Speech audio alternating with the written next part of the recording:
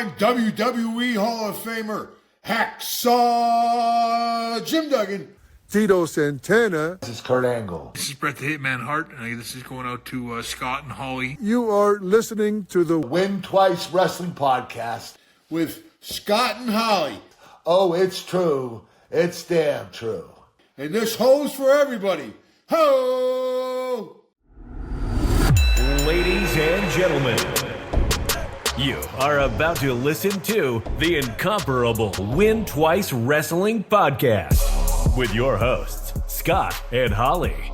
We always go over, brother, and that's the bottom line. Dig it? So sit back, relax, and prepare to be entertained.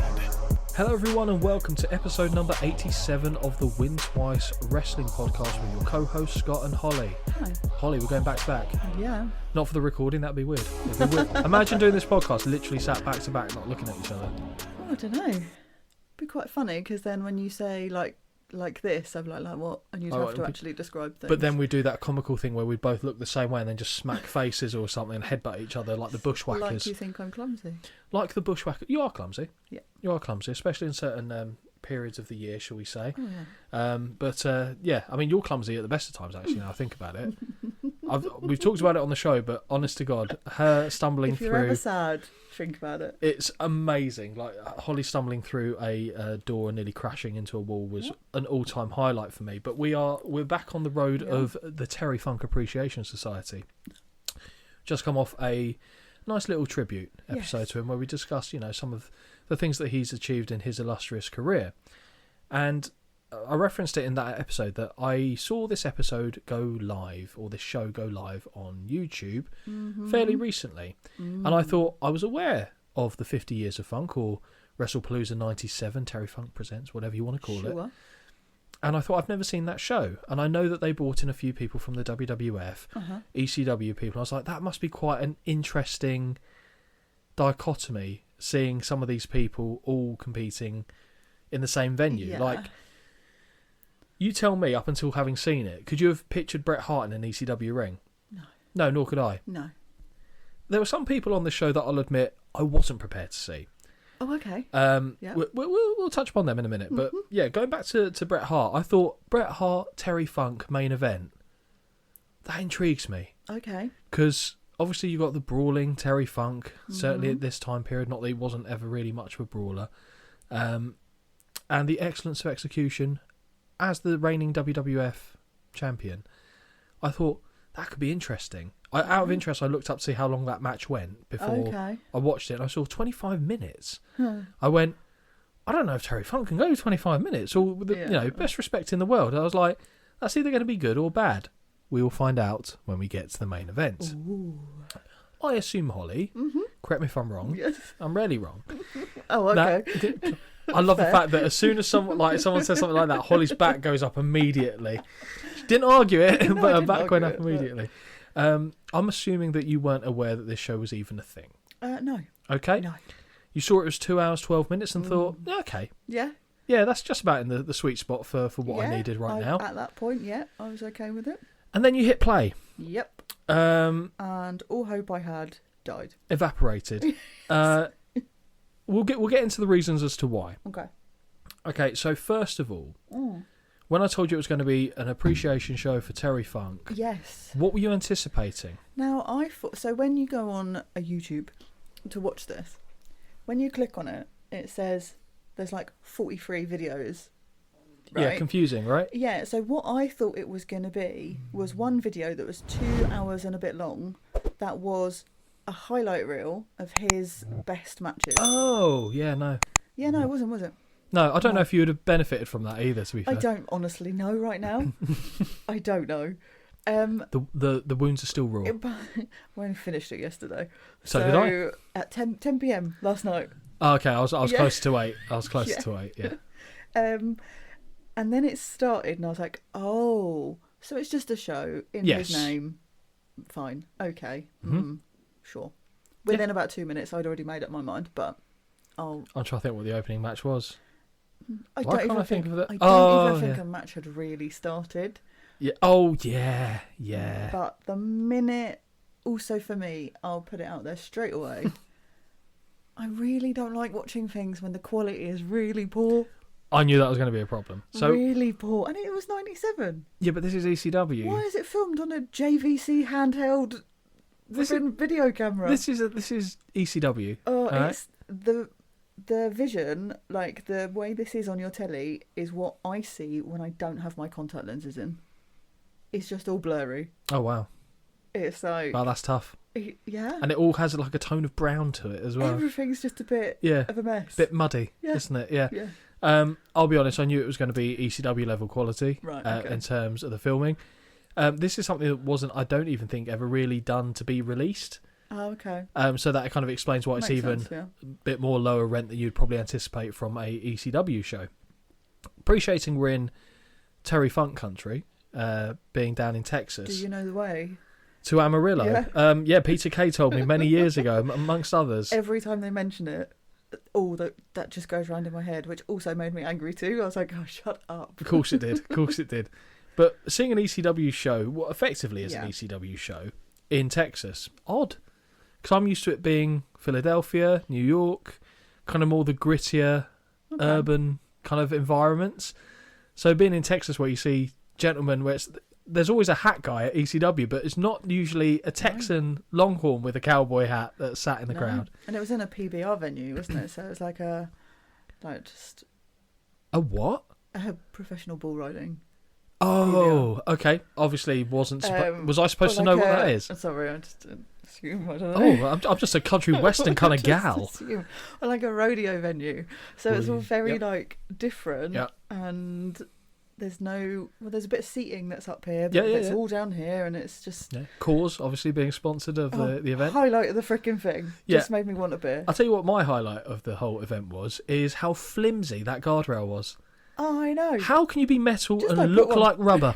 Just don't have one. It reacts like rubber to everything. I was like, is it that hot in there that it's melting? What is happening? I don't think it's even drilled into the floor. Honestly, and the people that are in the front row, like at an ECW show, like girls in their 20s who are there just like, having a laugh. Yeah. They're having a laugh. So they must be in the friends and family section, I can only imagine.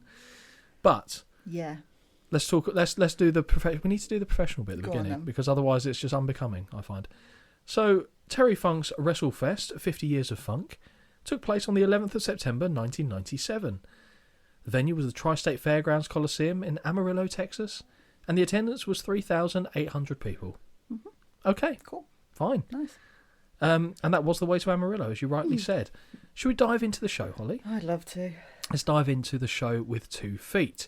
Sorry, just a disclaimer here. Oh, God. That's never good. I don't know what's coming, but it's not good. Some of the people in these matches, Oh, fuck. I don't know who they are. Okay. I don't know. And there's no, what is the word that you love to use when it comes up on screen?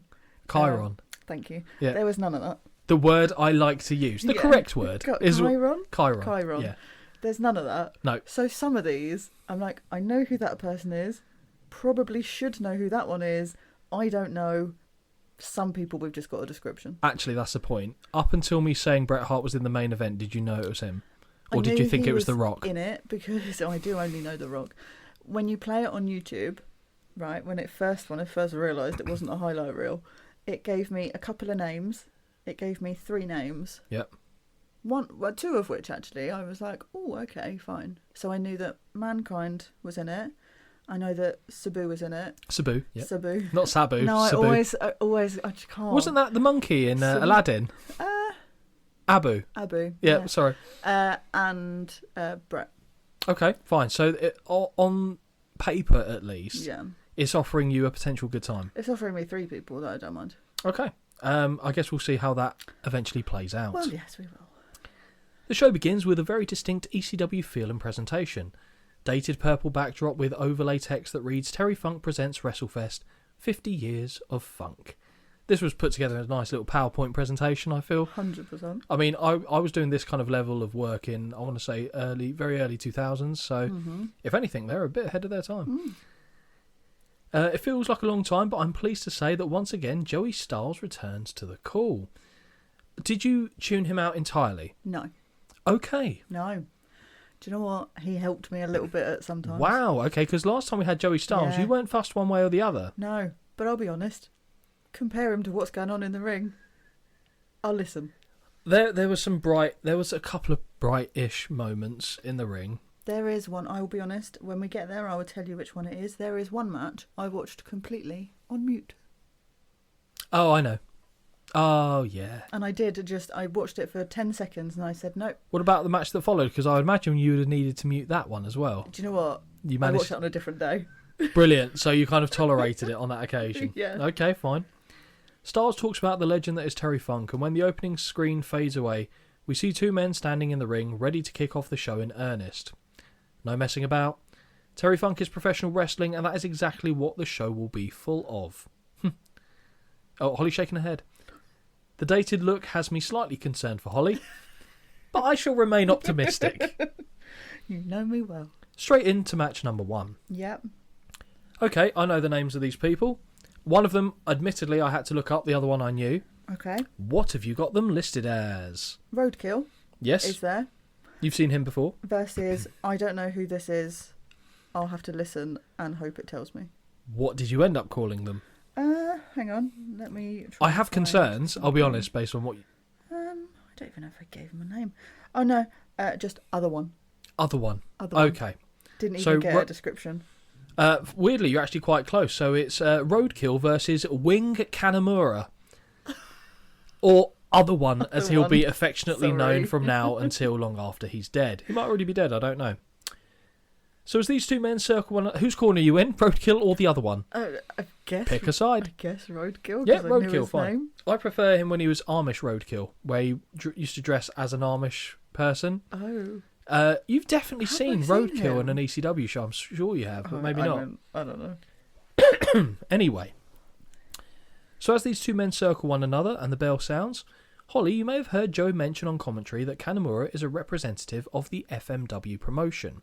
Remember I mentioned Onita very briefly in the previous iteration? Yeah, kind of like a blood and guts Japanese promotion. So Terry Funk would do well in that Right, place. okay. Did do well in that place, and we've got some representation from there. I'd assume you may not have heard of this company before, so let me give you a smidgen of a background. Frontier Martial Arts Wrestling, or FMW, was founded in 1989 by Atsushi Onita. It was a Japanese wrestling promotion that made its name by pushing the boundaries of what professional wrestling could look like. Instead of sticking to traditional matches, FMW leaned into spectacle and danger, introducing barbed wire ropes, exploding rings, and all sorts of violent stipulations. You're thinking AEW. Onita's vision was to mix high drama with these extreme encounters, and it gave the promotion a distinct identity. In the early to mid-90s, this approach made FMW a phenomenon, especially among fans who craved something rawer and more dangerous than what they could get elsewhere. Now, Terry Funk's involvement was a huge part of why FMW mattered beyond Japan. Funk was already a legend. He had his long legacy from All Japan Pro Wrestling, and in the United States he had a reputation for hardcore brawling. When he came into FMW, it wasn't just another name on the card. His matches with Onita, especially those infamous exploding barbed wire death matches, helped put the company on the map. Funk brought credibility and attention from international audiences who saw him as the embodiment of hardcore wrestling. His feud with Onita and later their reluctant alliances became cornerstone stories that defined FMW's identity. In the end, FMW will always be remembered as the home of the deathmatch, and Terry Funk's presence there gave the chaos weight and legitimacy. He wasn't just participating, Holly. He was helping to shape the style that made FMW unforgettable. So there you go. Bit of backstory on FMW. In 2 days' time, none of that will have been retained. But I mean, it might. we saw me make efforts. Yes. We heard me make efforts. Yes. Back to the action. Okay. And Kanamura, easy for me to say, is clapping his hands to rally the support of the fans. Collar and elbow tie-up sees Roadkill shove his opponent down to the canvas. A second collar and elbow sees Kanamura land a knee to the midsection. Snapmares sound like a Tasmanian devil there. Snapmare Roadkill down to the canvas and lands a stiff knee to the spine. Drop kick to the seated New Yorker is followed by one to the face, and a clothesline sends him over the top rope and down to the floor. Oh, it's a Holly favourite early doors, a suicide dive by the FMW competitor connects, and Holly, this guardrail is like nothing I've ever seen before. A singular metal bar that nearly caves in from the impact immediately. Yep. Also worth noting that some of the men and women in the front row are the last people I would have expected to see at a professional wrestling show, let alone this specific one. I bet you there are a lot of Wing Kanemaru fans in this audience on this evening, yeah. A couple of the lads look like they're going to play 18 holes, and the pair that are sat next to them look as though they're ready to go on the over 60s cruise. Mm-hmm. Kanemaru re-enters the ring and raises his arm in triumph, though that may be a little bit early. Roadkill re-enters the ring and is kicked in the clavicle before being whipped to the ropes and dropped with a drop toe hold. Leg drop connects to the back of the neck, and we get our first cover that gets a count of 2. As Roadkill returns to his feet, he drops a shot that appears to be a little south of the border, if you catch my drift, before a right hand to the face drops Kanemaru. Falling headbutt to the breadbasket. I like that. I know you do. Leads to a near fall for the ECW representative. Kanemaru rolls to the outside, but Roadkill follows and lands a number of right hands to the face. EC dub. EC dub. Sternum first over the guardrail goes Kanemaru, and he eats a massive chair shot to the back. Make it 2, and now they return to the ring, and Holly's like, disqualification? I will tell you something, actually. Goes. Let's wait until we get to the main event officiating. Oh boy, do I have some comments on that gentleman. Also got a bit of background on him as well. So, yeah, ECW, they return back to the ring after the guardrail wilts like a desert rose. Well, actually, a desert rose wouldn't wilt, so I'm going to say a lettuce in the desert. They return to the ring. Roadkill signals to get up as he lands a couple of choice strikes, but Kanemaru fires back and makes it to his feet, only to be dropped with a rake to the eyes and another stiff right hand. No. I was expecting a boo. No, don't care. You'd already gone. Yeah, already gone. Sidewalk slam off a whip gets a count of 2. Uranagi from Roadkill gets another near fall. Right hands back Kanemaru against the buckles, that he reverses the whip only to run into a big clothesline that flips him upside down. Actually a good sell. Give him credit. Hook of the leg and we get another near fall. Roadkill complains about the count and makes the cover again, but we get the same result. Body slam in the middle of the ring, and now we see Roadkill head to the top rope, but he misses with a frog splash and eats a spinning heel kick to the face. Stiff kicks to the back of the leg of Roadkill, and a lovely leg sweep takes the big man down, but he manages to kick out at 2. 5 minutes remaining. Thank you. We now hear an announcement come over the house speakers that confirms 5 minutes have elapsed in this match. I'm impressed that I picked that up. Seeing as I was literally on that note, very impressive. I know this will have confused Holly, but this is fairly standard in Japanese wrestling, where they announce the time. Clubbing blows by Roadkill, but his powerbomb attempts sees Kanemaru land on his feet and deliver a dropkick to the knee. After a quick breather, Kanemaru lands a stiff forearm and delivers a scoop slam. He heads to the top rope and connects with a big back senton for the 1, 2, 3. Your winner of this match and new Holly favourite, that other guy. Your winner of this match by pinfall is Wing Kanemaru. Holly, what did you think of the match? Cool. Yeah. Nice. 1 out of 5. 1.5 stars. Cool. I thought, do you know what? It wasn't awful, but had no meaning. Yeah. Short. Yeah. That's my one. Wing. Huh? That was my one. That was your one? Yeah, it's just, That was the peak. It was just there. That was the peak. So there are some matches that do get higher than a 1. Yeah, not massively higher, I'd imagine, but some, all the same. We'll see. We will find out. And based on Holly's face, I don't think it is much higher. But we go match to match to match. There's no fluffing required in this. There's no filler, all thriller. Is cool. What? Cool. What do you mean cool? There's no filler or thriller, I'll be honest. Oh, wow, okay, fine. Well, surely then it's all filler, isn't it? Oh, maybe. There we go. Anyway. Well, there you go. One to think about later. So, we're going into what I thought was probably going to be match of the night, is Taz versus Chris Candido. Right. Disclaimer. Okay. I didn't realise it was him till about halfway through the match. And you've called him. Until we get to his name, because I can see my bullet point where I go, oh, it's him, the guy that he got pneumonia. That guy, I remembered. It's Taz versus bleach blonde haired, yellow and black pants man. Yeah, Holly's very descriptive. So for those of you that aren't able to watch wrestling, maybe due to sight impairment of some kind, Holly is your girl, okay? Oh, and Taz, just for those people, is back wearing his teeny tiny unitard. Yeah. teeny tiny. We okay with it, or are we still upset by it? I know, it still upsets me. I'm still amazed he hasn't popped a ball out of it. I'll be Maybe honest, he at has. some point wrestling. Maybe he has. It's baffling to me. But this match isn't just any old match. Okay. This is an ECW television title match. Oh, Holly yes. did not know that until just now. My Christ. Did they say it? Yeah, several times. Oh. Joey Styles talks about it a couple of times, yeah. Oh, maybe I did start to block him out a little bit then. That's what I was about to come on to, but I thought I'd leave it. So whose corner are you in?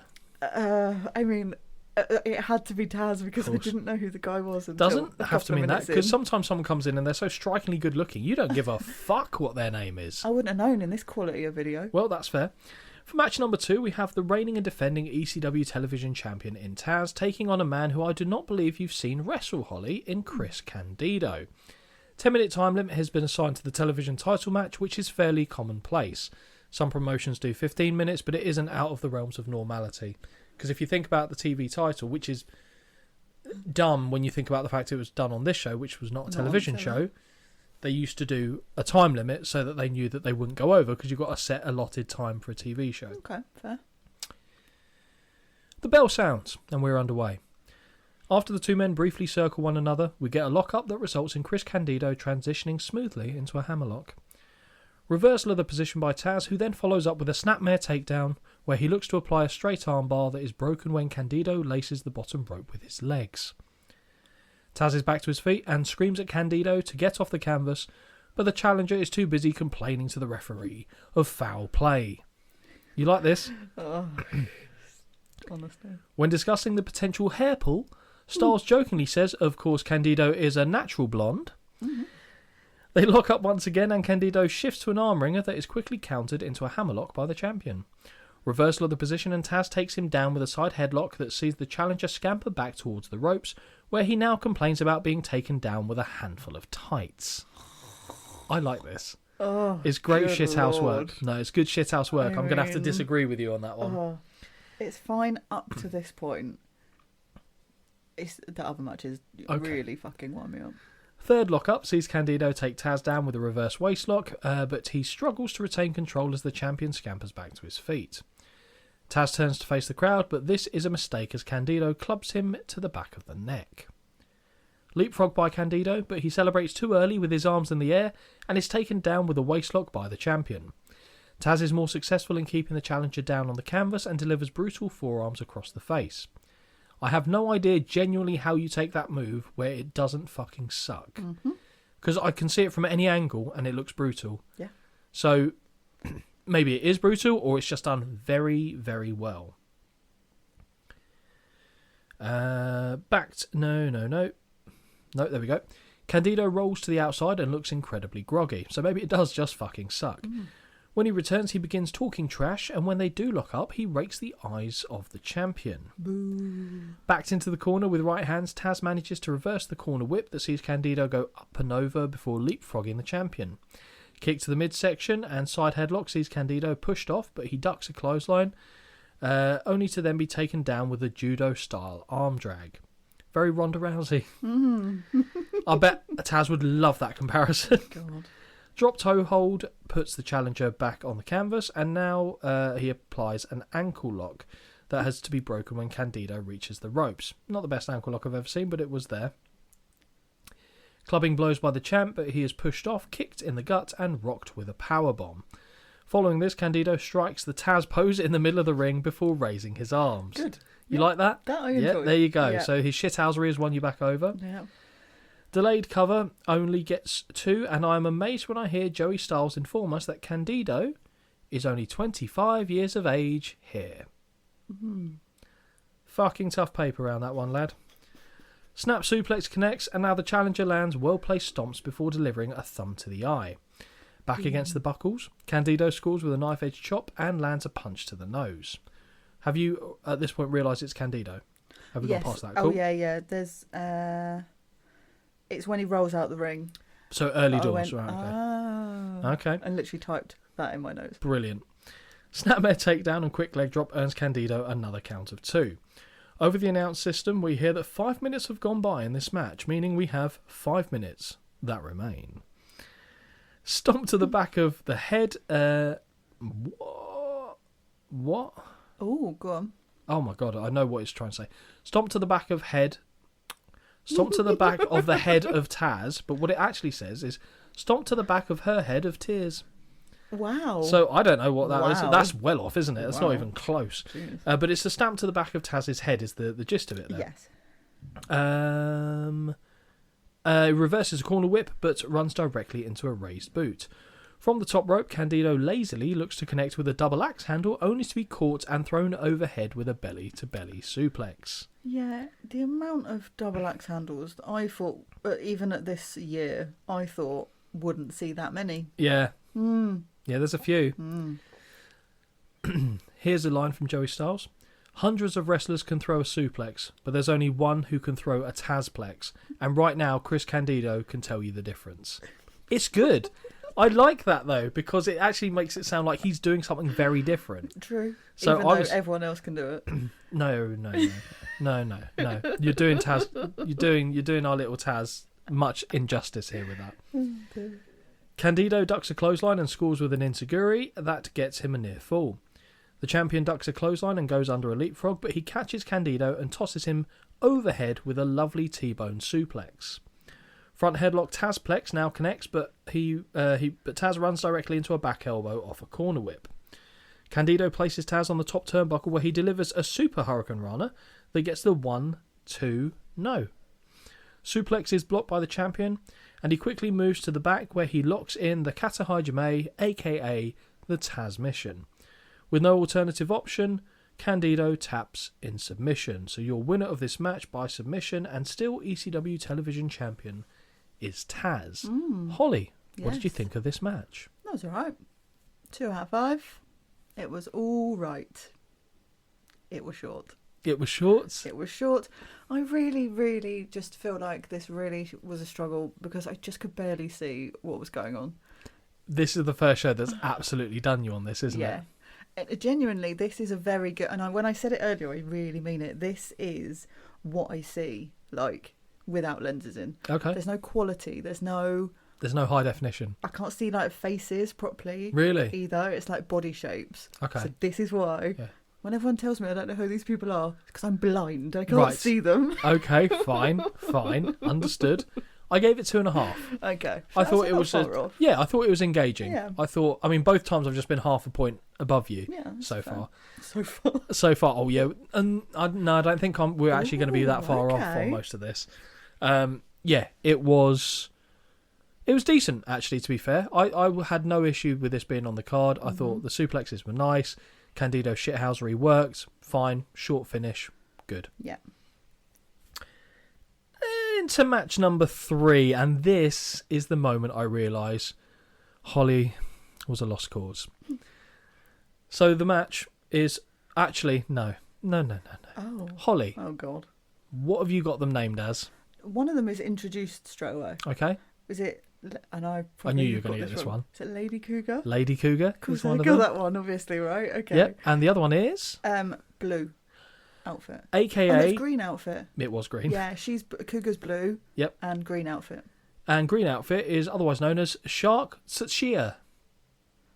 Oh. So Shark. Even the name I did get eventually is not right. What did you put? Sharp. Sharp. Yeah. Lee Sharp. Actually, I'm thinking of the older Man United kit. of course you are. Of course you are. Brilliant. So when I saw these two women come out, I was like, okay, it's different. I'm not familiar even with these two women, so this will be something different for me. And I thought, boy, do I hope they deliver.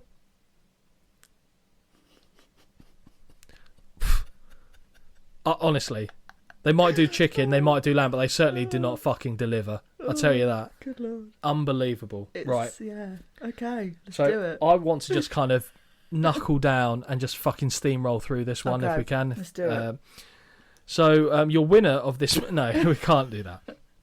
The first thing I'll say about match number 3 is that I'm not familiar with either of these female competitors in this contest.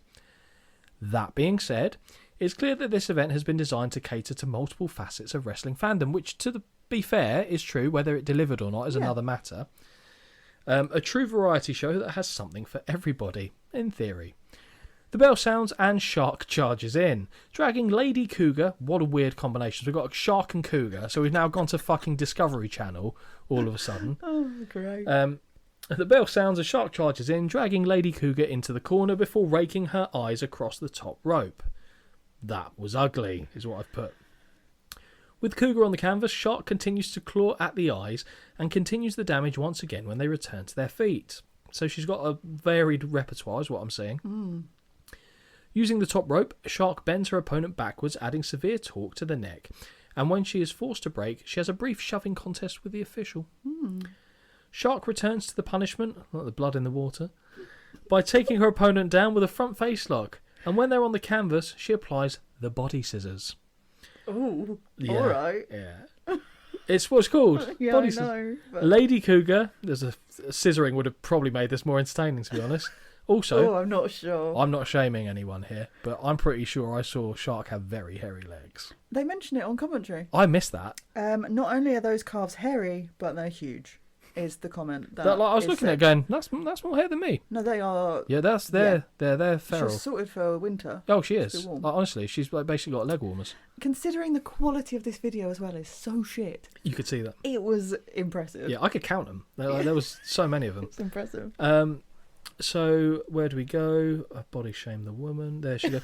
Lady Cougar manages to escape by secure. That's a choice, though. That is a choice. That is a choice, yeah. Lady Cougar manages to escape by securing a single-legged Boston crab that has to release the hold when Shark makes it to the bottom rope. Sharky Angels. The Oh, I love that show. With both film. Show. Yeah, I thought you said film. No. With both women back to their feet, Shark signals that they should have a test of strength. This tested my strength. Oh, I'll I be did. honest, Yeah, my mental I needed strength. strength at the end of it. Yeah. Joey Styles warns the masked wrestler to not do it, and is proven correct because as soon as she reaches up, she is met with a kick to the stomach. Stiff kicks on the canvas by Shark, who now begins to choke Cougar over the bottom rope. Lady Cougar rolls through, looking to secure a schoolgirl roll-up, but is quickly countered into a Fujiwara armbar. Worst pin attempt I've ever seen. Shark stands on the hands of her opponent and tells the referee to check if she wants to continue before jumping and stamping on the appendages. Lady Cougar tries to fight back from her knees with shots to the midsection, but when she reaches her feet, she is swiftly knocked back down with a stiff forearm. Whip to the buckle sees Lady Cougar get her boot up and follows up with a tornado DDT from the second rope. I was like, okay. Yeah. Okay. Yeah. She looks to continue her momentum with a running crossbody, but finds herself caught midair and dropped down to the canvas. Again, I'm like, okay. Okay. Face first into the top turnbuckle goes Cougar, and now she finds her head mashed into the middle pad courtesy of Shark's boot. What a sentence. Sidewalk slam off an Irish whip leads to a count of 2, and this is pretty much been entirely Shark's match.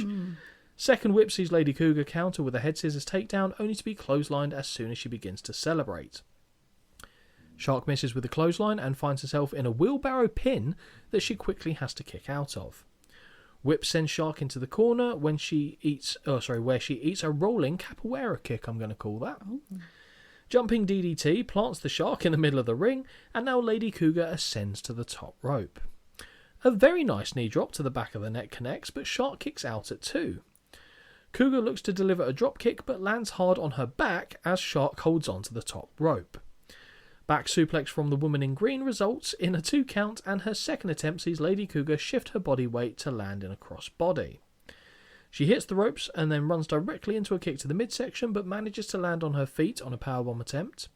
Cougar looks to steal a win with a quick pin, only gets 2 though. Wild swing is ducked by Shark, and she delivers a more brutal back suplex that gets a near fall. Ugly clothesline connects, make it 2, and now we have 3. Lady Cougar manages to bridge her way out of the following pinfall attempt. Irish whip, and we see Shark land a lariat, which this time does result in the 1, 2, 3. Your winner of this match by pinfall is Shark Tsuchiya. Tsuchiya. There we go. Holly, Yes. I'm sorry. Yes. What'd you score this match? 0.75. Fuck me. 0.5. It was so clunky, messy, Yep. ugly, and I don't mean that in the way that it sounds. There were two bits I liked: the tornado DDT, Yeah. the crossbody catch to then drop, good. Yeah. And that was it. I That liked was how it. long it was. Yeah, Even that fine. was still a little bit too long, but hey, Yeah, it was. Yeah. yeah. It wasn't the best, and from oh god, I'm just going back to the memories of watching the following match, because we obviously get these quick transitions. We go from one to the other. We don't really have time to kind of like absorb it. It's just straight onto the next thing. And so the next thing in this case happens to be the Youngbloods versus the fucking Bushwhackers. Why do you do this to me? Holly, you think I'm willingly picking a Bushwhackers match? The funny thing was, at this point, I was like, oh, for God's sake, it gets worse for me. And you know it does, because I text you when it got worse. But this was what I thought was going to be like the pinnacle of like... Shitness. Oh, God, okay. Yeah, I would have agreed with that. So, who's corner? I didn't ask you about the women. I should have done, Just to be don't fair. care. Mainly because you didn't name the one. I assume Lady Cougar. Whose corner are you in for this one? Youngbloods, is that they Yep. called? Cool. Yep. I was in... consider me in a circle. There's no corners. You always tell me I have to pick a side. The Bushwhackers, then. I'm not happy about it, okay? I can honestly say that this is not something I was expecting to see on this show. Standing in the ring awaiting their opponents are Mark and Chris. The Youngbloods, when all of a sudden very familiar music hits the airwaves. Yeah. I was like, is this a walk around? Are we having a walkabout? What's this? Marching their way down to the ring, Luke and Butch, the Bushwhackers. Now, I like Joey Styles. He continued to call them by the wrong name. He reversed them. Oh, in that case, so have I. Brilliant. So, if you lose me, that's why. Yeah. Oh my God, the Bushwhackers in an ECW arena for a Terry Funk tribute show. I know. Don't understand. Of all things I thought I might see on this show, this was not on the list. As Luke and Butch enter the ring, Chris Youngblood furiously waves Old Glory, eliciting a very positive reaction from those in attendance. Who knew that the Texans were patriotic? I thought they wanted to be their own country, don't they?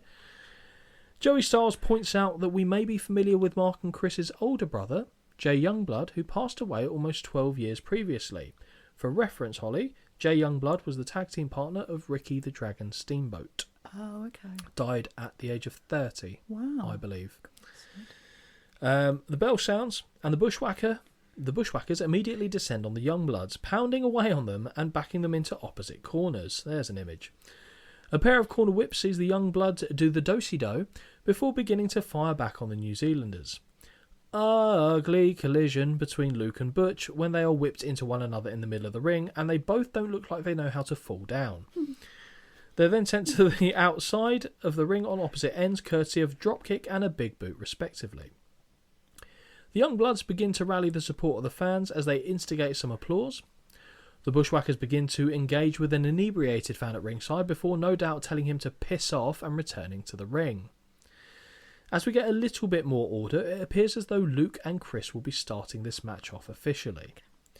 Joey Styles reminds everybody that those that remember the Bushwhackers' time as the sheep herders...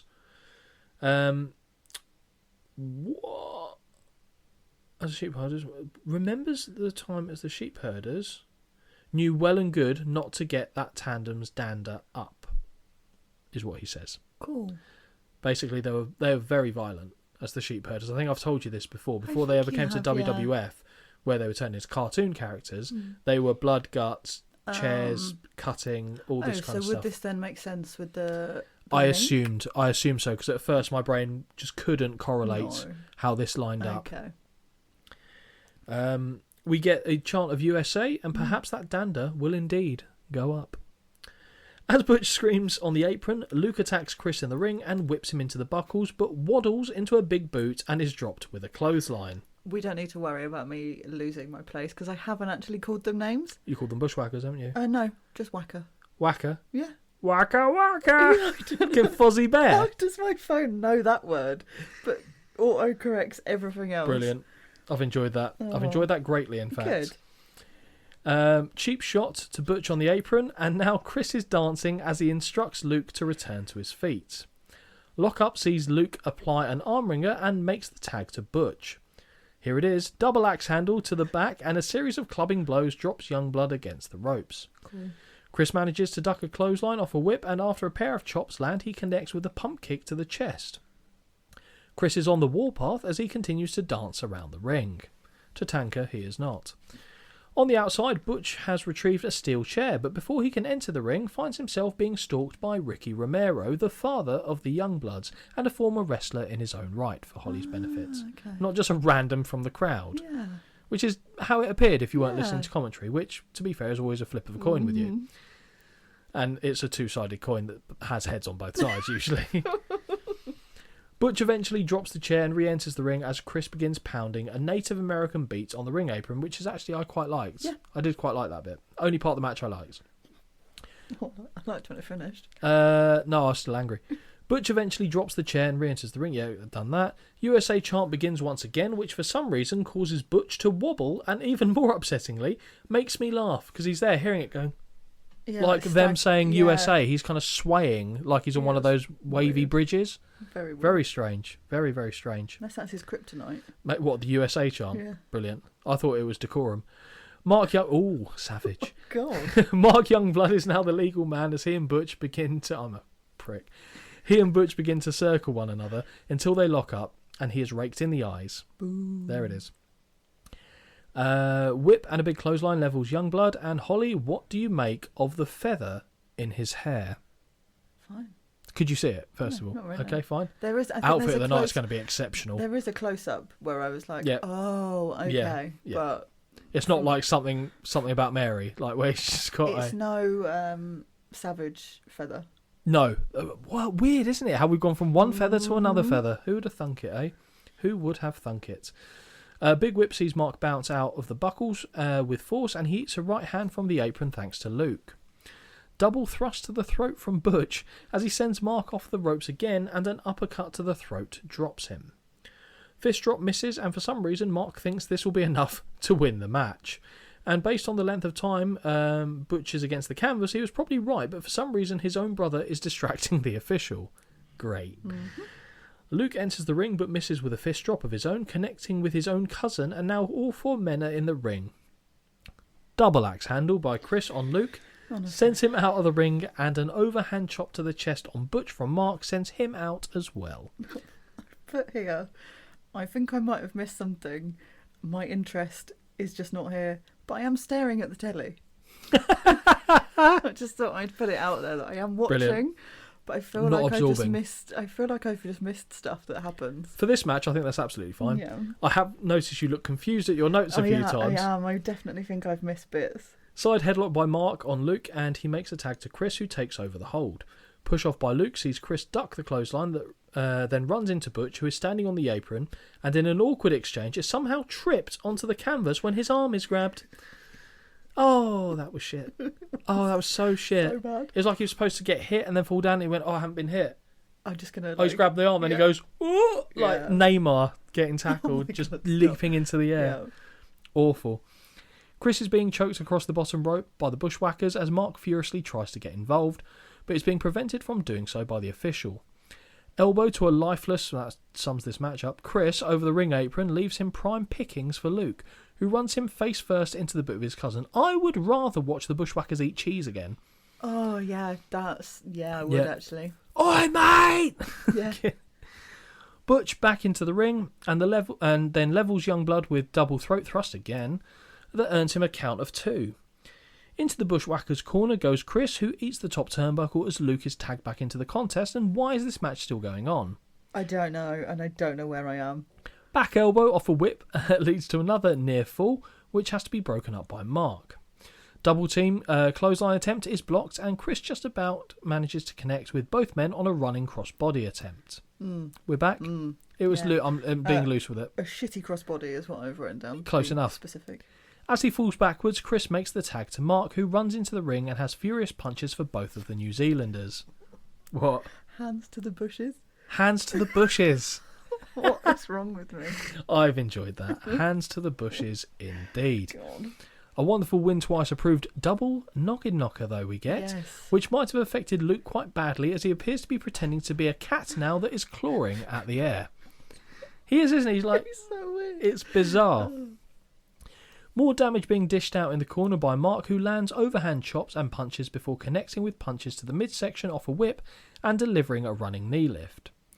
Cover is quickly broken up by... my favourite typo. Cover is quickly broken up by Bitch, who finds himself levelled with a clothesline from behind by Chris. Oh. Actually, it doesn't say Bitch, it says Birch, as in the tree. Oh. Yep. But it also says finds himself levelled with a clothes zone. There's a clothes zone. What, Primark? This is great. Oh, it's better than the match. As Chris is being escorted back to the ring apron, the Bushwhackers deliver their double-team gutbuster, and honest to God, this is a mess. No pin, as all four men are slowly brawling, and I do mean slowly, and the official now escorting Butch out of the ring. Chris drop kicks his own brother in the back, causing him to fall in a crossbody position, where he gets the pin for the 1, 2, 3. And I quote, dog shit. Your winner of this match by pinfall, the Youngbloods. Oh shit, just when you think it couldn't get any worse, Chris now has a microphone in hand and somehow manages to say USA out of tune. Mm-hmm. How when you're not chanting it, it's like, USA! It's like, it was just not at all right. I was booing. It was awful. And then Chris now, as with every person who plays a Native American wrestler, does the native war cry at the very end, which was okay. It appears as though Butch briefly contemplates using a steel chair before eventually deciding to leave because he's bored instead, and the Bushwhackers receive a shower of boos on their way out. Back in the ring, the Youngbloods raise their arms in victory with the US flag. Holly, what did you think of this match? Awful. Yeah. But I did give it... No but. 0.25. Gave a 0.25 for the double noggin knocker. 0.25 was Shut my your score. valve. Oh my god, that's amazing. Yeah, you can see it just at the top end of that screen there. Oh, Yep. This might be the one that we've been closest on. We for a haven't long had time. a massive difference. So, to be fair, we usually are quite close, except for the very odd exceptions, which I'm not going to reference every show because it upsets me, gets my blood boiling, and quite frankly, I need to make sure I'm calm and I well still liked considered the man. last one where I pretended that I gave something a really high score and you were so angry. I thought it was great. Yeah, I did nearly have a conniption there. I think you were just trying to kill me. I don't know what thought it financial was funny. gain you get from my death, but I don't was get anything. I was considering like putting an inquest out there. So we don't really actually go straight into another match. Right, this really confused me. What happens? Because you don't see what happens, you just see the after effects. Yes, exactly. It just jumped from the end of that show to this, and I literally sat there and verbally was like, "What?" So what Holly's referring to as this is Sandman bleeding from the head. Didn't know who that was either. Lying in the ring. Yes. She's like, "Oh, Chris Candido's wearing his pajamas and came back." Well, you can't see who it is. I knew it was the Sandman. Until they tell you. So, to be fair, I was just like, Sandman, oh, you rascal, what you been up to this time? You inebriated fool. So when we return from the cutaway, we see a bloody Sandman trying to regain his feet in the ring, having been allegedly attacked by Bubba Ray Dudley ahead of the contest he was supposed to have with Thin Raven. No, Fat Raven. Balls Mahoney, who has a lovely coiffed hair on this eve. I honestly, also, once they zoom in, I was like, that's not him. That's not how I know him. Yeah, because you're thinking of the greasy lank hair, aren't you? Yeah. We hear the referee shout to the timekeeper table that this match is going to be declared a no contest as the Sandman will be unable to compete. I reckon he just got wankered. Do you reckon? No. But I think that if someone told me that, I'd go, would yeah, if I was here. yeah, and he's bleeding from the head. He's like, hello, let's go. Ready to... He thinks he's wrestling the ropes right now. Unbelievable. Bubba Ray Dudley goes to leave, but Balls requests to be handed the microphone. Great. Mahoney takes the piss out of Bubba Ray's lisp and shouts after him that he thought he had a good plan coming out here and taking out the Sandman when they were set to be... What? Oh. When they were set to kick the... can't say it out of one another in the name of Terry Funk. You can say it. Because that's what this show's been so far. Shit. Balls Mahoney says that as he and Sandman can no longer compete, How would those in attendance like to see Balls take on the Fat Man in a no disqualification match? Glass houses? Yeah, Glass ironic, right? houses? Especially as he's bigger. No, he's not bigger than him. Do you not think Bubba's he's bigger bigger. than Bubba? Really? Now, no, Balls is dead, so that's not a good comparison. But Bubba Ray thinned out, but Bubba Ray was huge back then. Really? 'Cause Yeah. to me, looking, I thought he was a bit bigger. No, I think But Bubba also, Ray's I bigger. was just really angry because he's wearing those stupid jeans. The jeans that were so Stupid ripped they jeans. didn't look like trousers. It's like they put them in a wood chipper and then pulled them back out again. I think I've got a comment on it actually later Livid. on. It's brilliant. He does not get a place in the outfit. It's a short list and he didn't make it. Oh, in fact, literally, right, so, yes, about no disqualification match. It was the next comment. The number of rips on Balls' jeans is outstanding, as they don't even look like they were ever trousers. No. How are they staying up? Fucking no. Yeah, actually, don't ask a question you don't know the thank answer you. to. Yep. Bubba is clearly not a fan of the idea of having a match, so instead Balls turns to the official and tells him that if he didn't know, Mahoney has the hardest chair shot in all of the professional wrestling world, and if he doesn't sanction this match immediately, he'll be on the receiving end of one. So assault. Feels a little like aggressive behaviour. Hey. But I'm in. The bell sounds, and I think we have our match. Great. Holly, Yeah. whose corner we in? Bubba. I'm always with Balls. Big walls. Yeah, I'm always with big balls, yeah. Yeah, it's just how I sat on them. Bubba is seen shouting, so it's a no disqualification match as well, Yes. just because they all are. Why But not, why eh? they specified it in a couple of them, I don't know. Bubba is seen shouting from the R-way that the referee can't do this, and that he doesn't have to wrestle, and in fact, he's going to go home. Now the official has the microphone and calls after him, saying that he has until the count of 10 or he forfeits the match. Cool. For some reason, this actually works, and Styles suggests that it's because the official could speak to the commissioner, Todd Gordon, and get Bubba Ray stripped of his title belt. He was one half the tag team Yes. champions. The bell sounds again, and this, what I don't know what. Oh. No, the This bell sounds- sounds, this and sounds good, this, come what I don't doubt will be brutal match is now underway. And this, what I don't doubt, yeah, okay, fine, I was worded that was me. Both men raise their fists and lock up, with Balls immediately corking. Oh god, it's spelt that weird. Corking a series of left jabs before winding up with his right hand, only to deliver a poke to the eye. Boom. Whip is reversed, but Mahoney ducks a clothesline and delivers a flying forearm of his own to get an early count of 1. That's as high as they can count, some of them, so fine. More jabs to the chin, and this time a big right follows up. Raking of the eyes in the corner, but Bubba Ray reverses the whip and delivers a running bulldog as Mahoney bounces out of the buckles. Bubba taunts the crowd before returning his attention to Balls and ramming him face first in the corner buckles. Quite like it with Bubba and Balls. It's Bubba and quite- Balls? Yeah, it's quite enjoyable. That sounds like a sitcom. Bubba Back and to Balls. Bubba and Balls. Yeah. Irish whip across the ring sees Bubba continue to land strikes in the opposite corner before sending the big man for a ride on a back body drop. Bubba Ray busts out some gnarly white boy dancing moves before sticking his tongue out at the hard camera, and I'm here for it, quite frankly. Sandman is pounding away his support on a steel chair, or he's just confused, lying on the canvas from the outside, but it does very little to assist the would-be opponent. Corner whip by Bubba, but he runs into a back elbow and a boot of the chin follows. From the second rope, Mahoney floors the big man with a clothesline and signals for, but misses, the spinning heel kick, which sees his lower back crash in painful fashion into the ring apron as he goes over the top and down to the floor. That looked like it was awful. Yeah, that didn't look very nice. Bubba heads outside to meet him and begins landing stiff right punches before a chair shot is delivered across the back. Mahoney collides with the ring post. Thank God. Take a drink. Before getting a plastic cup of beer to the head. Right. Here we are. Got a complaint here. Here we are. Who in their right mind Is wasting beer. is volunteering to give away beer whilst this is on? I don't think they're volunteering. I think it's going, that's mine, thank you, bang. There are also people there that reach out, and I literally watched this and I was like, oh no, if I was in that crowd, I'd be like, sit down and drink that because you are going to need it.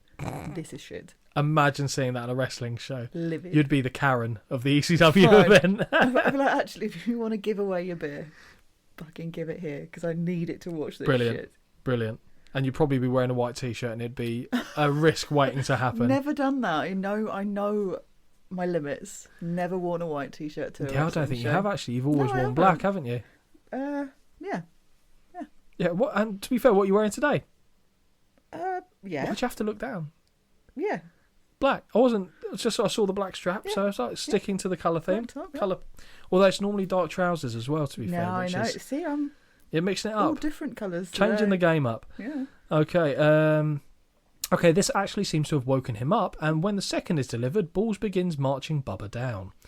Bubba signals for a timeout as Balls flips him off and throws a beer in his face as a receipt. Right hand lands from Mahoney, but he takes a thumb to the eye before the two big lads return to the ring.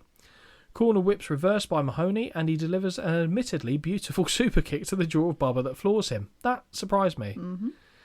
No clue what happens here, as we get a random shot of the crowd as Balls Mahoney charges at the prone Bubba with a chair only to result on his back, but we are informed by Styles that Bubba managed to get the boots up from the floor. I like the way that every time you say boots, you do boots. Like Canadian? Yeah. I don't do it intentionally either. Every time. Really? Yeah, it's Boots. great. I think it's great. How do you say boots? Boot, yeah. But it's you put like a little I don't know what Twang? it's called. Yeah. I don't know I what... think it's natural now. Boots. You are transforming into Boots? a Canadian. Boots? Oh, maybe I do. Christ. I think it's great. I hate it. Oh. Sandman reaches in the ring and hands Mahoney his Singapore cane. Bubba picks up the steel chair and cracks it into the skull of his opponent before flexing for the fans. That's funny. Yeah. We get a hook of the leg and a delayed 3 count, which Bubba correctly calls out, but Balls has allegedly kicked out in time. Right, thank you. Weird. Wild swing of the chair by Bubba misses, and Balls cracks him in the skull with a cane. The first shot seems to piss him off, but the second has him on wobbly legs, and the third drops him to the floor. What the fuck is this referee doing? We get a hook of the leg, and the 1, 2, kick out, but the referee's going to call this one as a 3. Yeah. The bell sounds as Joey Styles screams on commentary, and nobody is quite sure what to do. Nope. Sandman enters the ring, so Bubba thinks on his feet and throws a chair at him before eating multiple cane shots to the face and heads. Multiple cane shots to the head and face, sending him out of the ring. Yeah. Very, very confusing. Baffling. I think they fucked up. Yes. I think the referee thought the first one was supposed to be a kick out, but it was supposed to end it, and then the second one, the opposite happened. Weird. Really weird. Very strange. Yeah. What did you score this match? I did actually give it 1.25. Wow. Which was very generous. This is the most we've been off. Yeah, but but even when we come to read it now, I go, why? Was I it the don't beer? know. Might have been. It might have been because also there was a ring post in there. Yes. So I cling to the little. So you were things. glugging when you saw that bit. Just thought, get the I beer wish. down your neck. Yeah. I wish. I need to start drinking again when I watch these. Yep. Oh, 100%. This would have been justified. I don't think it would have got 1 point whatever. No. 0.5 Yeah, for me because fair. it was just ugly mess. Yeah. Nothing really to it substantive. I really liked the super kick. Yeah. Weirdly, that was a bright spot for me in the match, but no, nothing else. Even reading it back, struck out to me as being enjoyable. So When short though. I was doing some Googling about Mr. Funk. It's a very short story. Allow me to sit back and enjoy. It's so short, so. It says, Bubba Ray was booked in a no DQ match at Wrestlefest. After the show, Funk handed him a check for $400, a much larger amount than Bubba had even expected. The kicker, he never cashed the check. He showed it later on down the line, and Funk joked, "You son of a bitch. That's how come I could never balance my checkbook."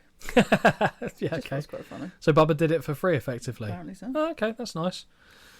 Yeah, okay, interesting story. I quite like that and didn't know that myself, so I've learnt something today. We go straight into another match because, of course, we do. Yeah. Okay. Cool. Shane Douglas Okay. with Francine Right. versus Tommy Dreamer Yes. with Beulah McGillicuddy Mm-hmm. for the ECW title. Yeah. Who did you think these people were, Holly? I could tell that you've only now just realised. I know Tommy Dreamer. Yep. That's fine. I've just put Douglas ? Should I know who that is? Shane Douglas? Yeah. Yeah, you've literally seen him in several matches. You've never enjoyed him. So he was, do you remember in that Raw taping, I think he had a match with Razor Ramon, Dean Douglas, the educator with the blonde hair and he actually beat him. Yeah. Yep. We've also seen him in other ECW shows where he was Shane Douglas and looked exactly maybe like I'm this. just Maybe not- had shorter hair. Yeah. Okay. He was the guy who threw the NWA title down in ECW and said he didn't want to carry this as the dead organisation. Okay. Right. Yeah, Holly's doing some Googling to see. Not a fan. No, He's you like weren't a fan. Poor man's version of Mr. Perfect. I have a feeling you might have said that before, and I think a poor man's version of that is still quite a compliment, to be fair. So it's only because there's one photo here, and he's literally doing like the Mr. Perfect pose, but he looks nothing remotely close to that. Okay, so are you in the corner of Mr. Dreamer? Yeah. Okay, fine. Yeah. I would have been as well. When we return from the next cutaway, we see Shane Douglas charge across the ring, only to be met by a microphone-wielding Tommy Dreamer who drills it into his head. He whips him off the ropes and drills him again in the head one more time. And in the microphone, as well as in the bollocks with an uppercut. So, start off as you mean to continue. Mm-hmm. Styles, I'm not using that mic now. Fine. Clothesline sends the franchise over the top and down to the floor, and Dreamer screams EC fucking W at the fans, as he's wont to do. Mm-hmm. On the outside, Tommy grabs a beer from a fan at ringside and... Wait. Why? I just see you getting upset. It's just so bad. Why? And he drills Douglas in the head. Now he has two in hand and drills him in the skull one more time, showering those in the front row with the amber nectar. Dreamer gives the franchise a tour of the ring apron as he repeatedly bounces his head off it for a third time, driving a cup of beer into his face. Tommy grabs a chair from ringside and cracks Douglas over the skull with it before returning the action into the ring. Standing on the apron, Tommy raises the chair into the air only to eat a drop kick that sends it crashing into his face, causing him to fall down to the floor below. I do have a question. Someone in the crowd is very insistently trying to get a point across about something to do with Lex Luger. Oh, I didn't hear this. Oh, and I couldn't work out, but he just continuously, when they were there, kept pointing at him, being like, something, and then I just heard them say Lex, but when I was like, oh, I wonder what that's about. No. And I didn't know if you knew. So. No, I mean, I'm not aware that they had any particular... Okay.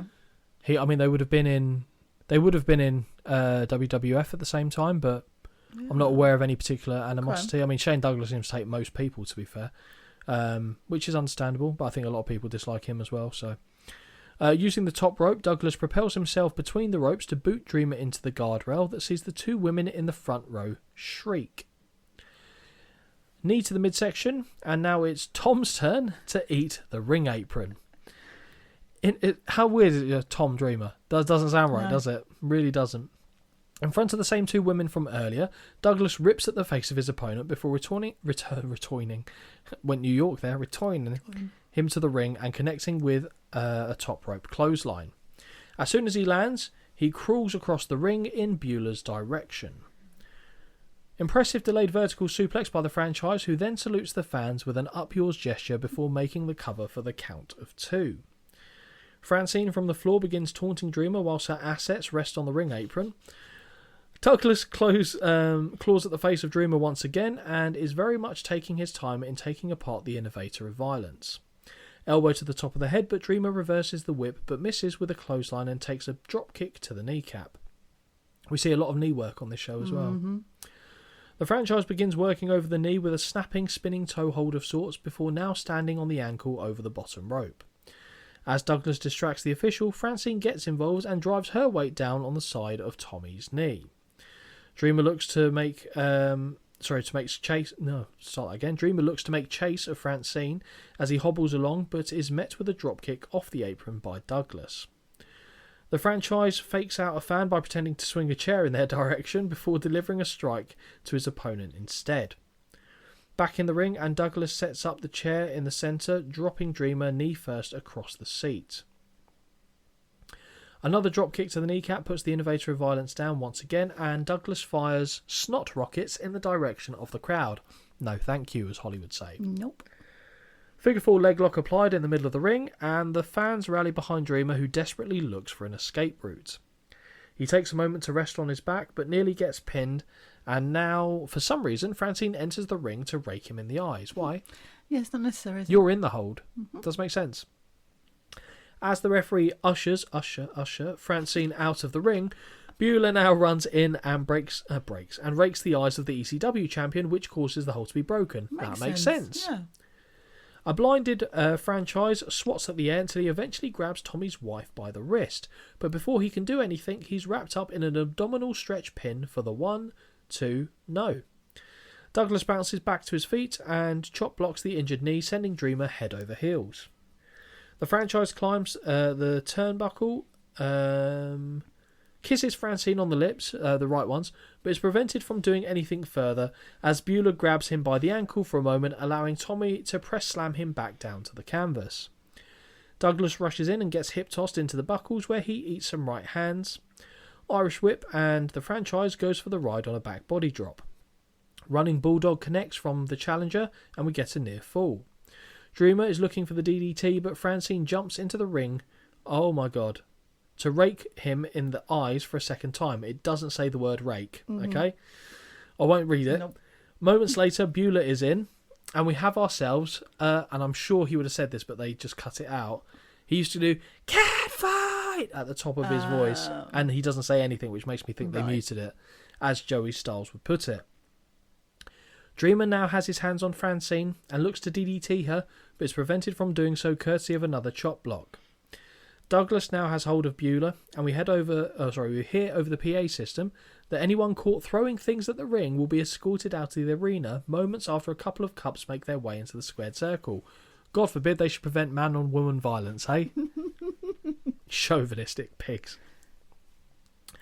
Beulah gets slammed into the canvas by her hair, and Douglas follows up with a belly-to-belly suplex. Schoolboy roll-up by Tommy gets a near fall, and now he drives Douglas into the canvas with a DVD. So Death Valley Driver, not a DDT. Hook the leg, and we get the 1, 2, no. Dreamer now hits the belly-to-belly on the champion, but this is also not enough to get the job done.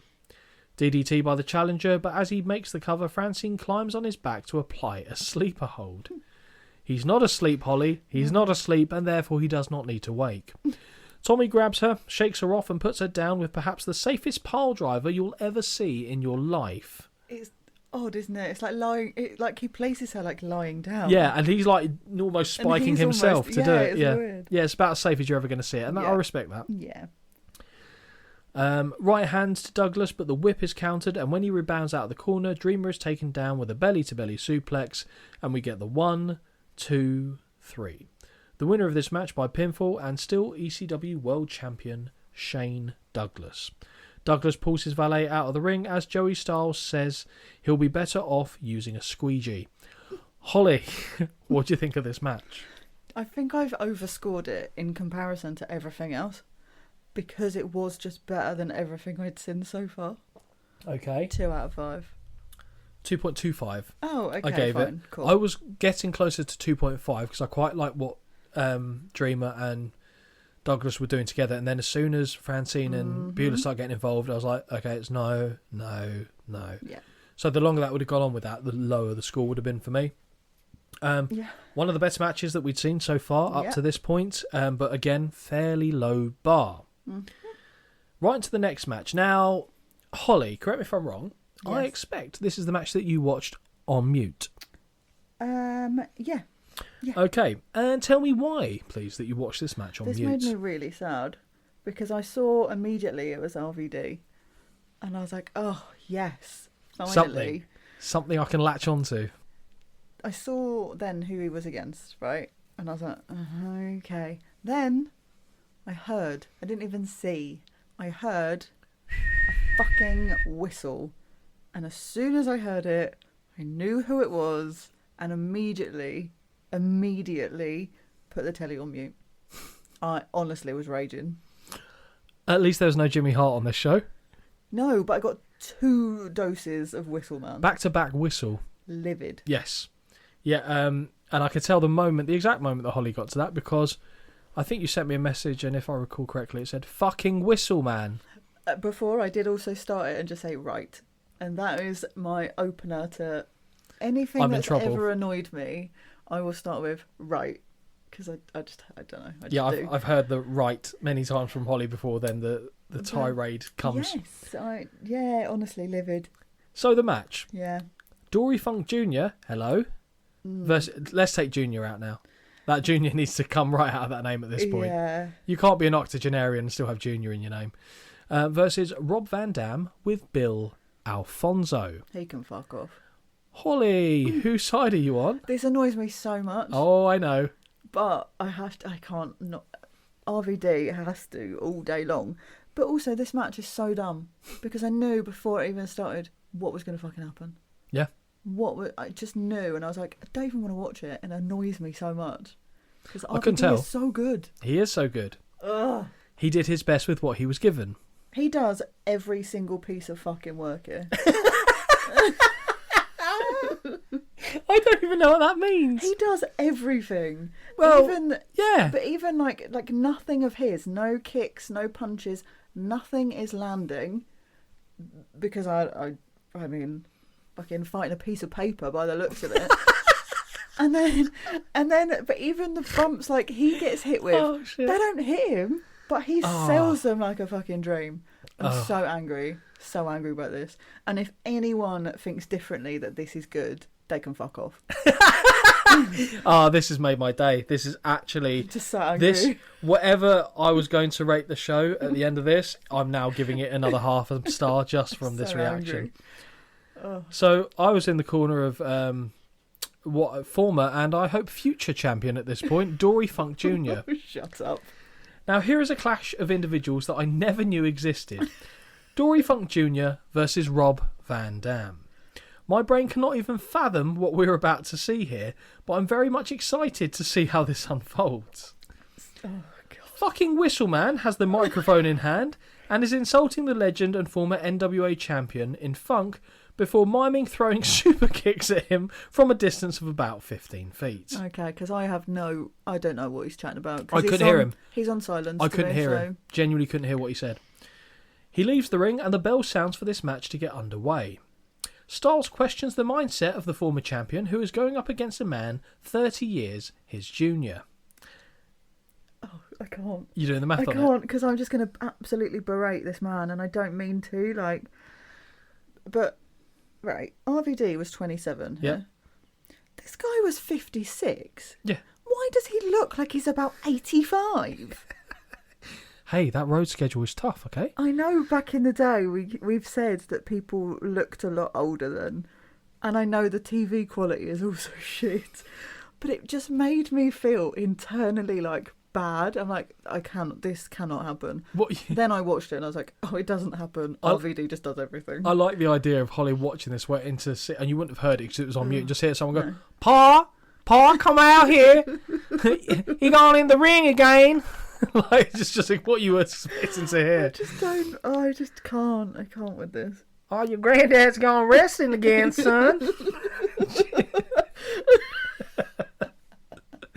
That would be epic. God. Okay, right. Sure. Let's no, we can do this. We can do this. I just might keep quiet. No, I think it's important you don't.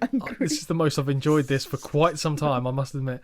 Van Dam throws some spinning kicks in the direction of the veteran, who simply steps backwards to avoid them.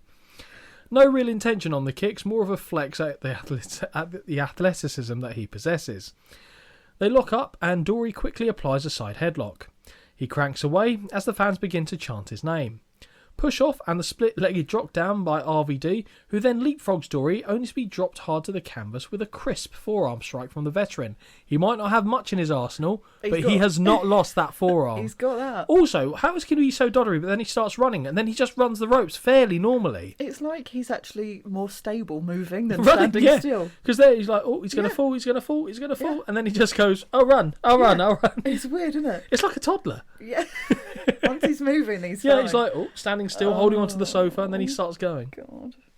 Legend of the business, Dory Funk Jr.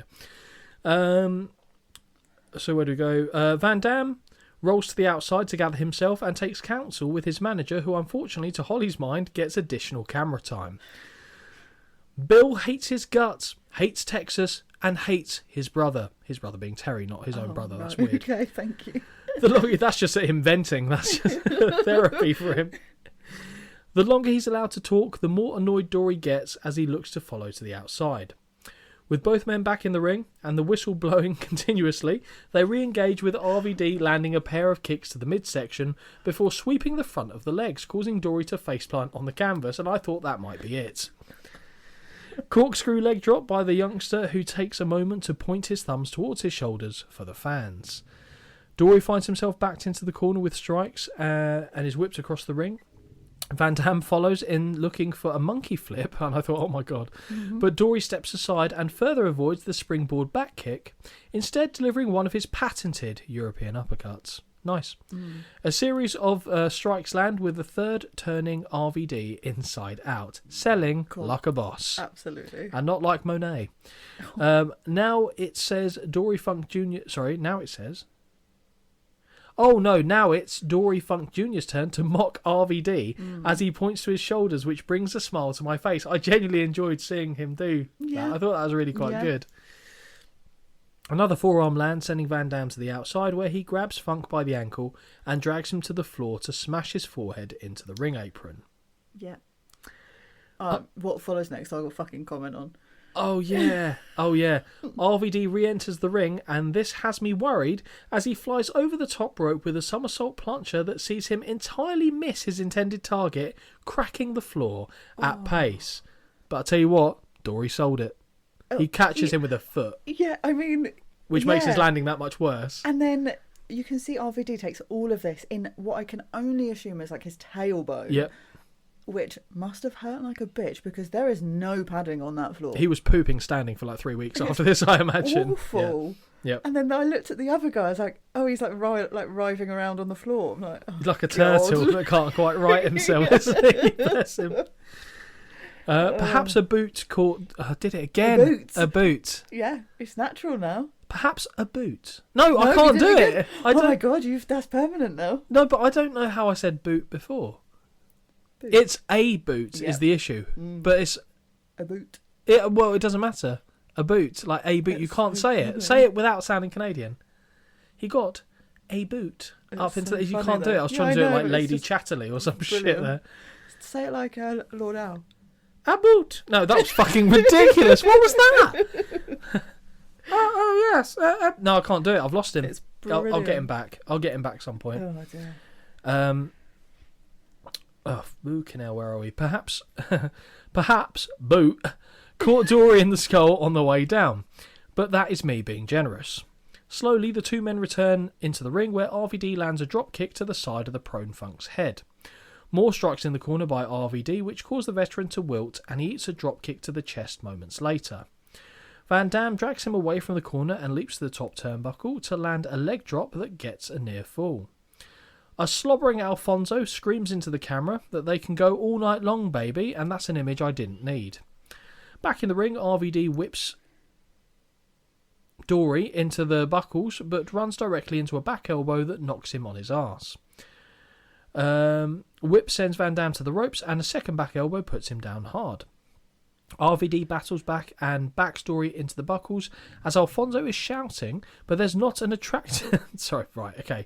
You wouldn't have heard this. No. RVD battles back and backs Dory into the buckles as Alfonso is shouting that there's not an attractive broad in attendance. Styles quips that if there was, Bill would offer her money and... never mind. Wow. Yeah. That's very good. Yeah. My note just says, Whistleman is doing a lot of talking and a lot of spitting. I can't hear anything, and I'm happy about it. Brilliant. Another big forearm by Dory, who now looks to deliver a double underarm suplex. I don't know what happens here. RVD fights it twice, maybe, but eventually does get taken on the ride, and I actually cheered when he got him over, because I was like, I thought this was not good. We get the classic spinning toe hold by the former NWA champion, and yes, that is their finisher. And the crowd are eating it up, but unfortunately for him, RVD is too close to the ropes and is not willing to sell a admittedly shit-looking move. One of my least favourite moves in all of wrestling, the spinning toe hold. Don't get it. No. I'm sure if you try to legitimately do that to someone, one, they wouldn't let you, but two, yeah, sure, it'd hurt, but it never looks good. It's like John Cena's STF. Stop it. Okay? Never thought I'd reference a John Cena move in a Dory Funk Jr. match. We get the classic spinning toe hold by the former NWA champion. RVD's too close to the ropes. Dory pulls the referee out of the way, which allows Van Dam the opportunity to toss him a chair and land a Van Daminator that nearly sees the eldest statesman careen completely out of the ring and into a grave. brutal. Once he started teetering, he was like, He's like, literally, he was just going. he was gone. Rumour has it he's still falling now. RVD catapults himself over the top rope to land a stomp between the eyes, and now tosses a chair to the back of his head as he lies on the apron. Mounted right hands by RVD, who now connects with a rolling splash because he didn't fancy doing the senton. Yep. That gets a count of 2. Van Dam showboats for the crowd one more time before delivering a body slam to Dory. He heads to the top rope and connects perfectly with a 5-star frog splash. Arrogant cover gets the 1, 2, no, and Holly's fears come to be a reality. Yep. Funk gets his shoulder off the canvas. Dory gets back against the buckles but fires back with some forearms. He manages to duck a spinning back kick to the head after RVD had landed 2 kicks to the side of the head whilst holding the wrist. Whip and back body drop sends RVD for the ride, and once again Dory looks to apply the spinning toe hold but finds himself countered into a small package. This is how it should have ended. Yes. Because he gets the moment by kicking out of the finish. Oh, okay, but you still lose. Exactly. That he just about kicks out from. The 2 men exchange strikes in the ring before Dory looks to deliver a backdrop suplex attempt. Yep, that's right. Van Dam laces his feet around... Yeah, okay. Van Dam laces his feet around the top rope, not wanting to go airborne, but eventually does so and is dropped high on the back of his neck. Yep, didn't like that. Dory shoots the half and makes the cradle for a pin and holds on for the 1, 2, 3. Unbelievable result. Stupid. Your winner of this match by pinfall, Dory Funk Jr. Holly, what are your thoughts on this match if you haven't shared them already? So stupid. In what world does this happen? This one. I get it. The one we're in. Like, I understand why, but it doesn't matter. It doesn't matter. Like this guy's done, right? Okay. RVD is going on to he's 27. He's got a career to build. Yeah. Why have him lose? It's fucking stupid. 1 out of 5. They can all piss off. 1.5 stars. I'm so angry about it. And it's because I couldn't tell. It's because of there were funny moments in there. The pointing of the shoulders I liked. Yeah, that was fun. The double arm suplex I celebrated. There are things in there I didn't like Rob Van Dam nearly putting his tailbone through his own arsehole was one of them that I wasn't a particular fan of. Oh, God. But I think Rob Van Dam would have been happy enough to lose to an elder statesman, a legend of the game. Yeah, I do understand it, but it just winds me up. And I'm not sure if I'd have been that annoyed had Whistleman not been there. I think it would have irked me. I would have... But I don't think it would have brought me to this level of aggravation. I would have loved to have heard the noises you would have made sat there in person watching this match. Just like lots of, oh God, I imagine it's all that. I'd have been doing about 5 beer runs just to not be there. Yeah, and also replace all the ones that have been thrown by the people that were in the matches. So, but... we move into this. I believe there's 3 matches left. Yes, indeed. Yes. I was going to say sure, and then we got a mixture of... And 2 of the people that you were looking forward to are competing against one another. So, Holly, what were you thinking as we approach Mankind versus, how did you say? Sabu. Finally, give me something. Please. We'll see if it lived up to your, admittedly, probably low at this point, expectations. Yep. Whose corner were you in? It's really hard because I actually really do like them both. Mankind probably gets it a little bit more, so I'll go Mankind. Yeah, I would probably go Mankind as well. Yeah. Now this will be interesting, not because we haven't seen Mick Foley and Sabu do battle before in ECW. This time, however, we are seeing Mankind in an ECW ring. The bell sat, and there was a very interesting thing which I've mentioned during this match, which happens, and I go, I like that. Okay, so I'll let you know when we get there. Also, just to point out, Whistleman is back. Yeah, I was going to ignore that, I'll be honest. I watched this on a different day. Okay. Fresh-minded, and... fresh-minded and... Ignore a lot of it, but I didn't mute it. Okay. The bell sounds, and the 2 men lock up. Sabu is backed into the corner, and after a protracted referee intervention, we do get a clean break. Mankind walks away with his arms raised and pays for it as he eats a big right hand to the face. As he's on the floor, he eats a series of boots and... I heard it. Series of boots, and when he returns to his feet in the corner, he takes a second big right hand. Mankind begins firing back with right hands of his own and introduces Sabu into the top turnbuckle. Back body drop attempt off a whip sees Sabu go back first and land on his feet before delivering a spinning heel kick that sends Mankind out of the ring. Slingshot somersault plunger wipes out both men. Sabu lands hard and is nursing his backside while Mankind appears to be favouring his left leg. Sabu returns to the ring and looks to do a second suicide dive, but is prevented from doing so by Bill Alfonso. I wonder if he thought, actually, Mankind might be a little bit hurt here. I did think so. The referee heads to the outside to check on the WWF superstar's condition, and eventually he does return to the ring. As he straddles the middle rope to re-enter, Sabu drop kicks him in the injured leg and begins working over the limb.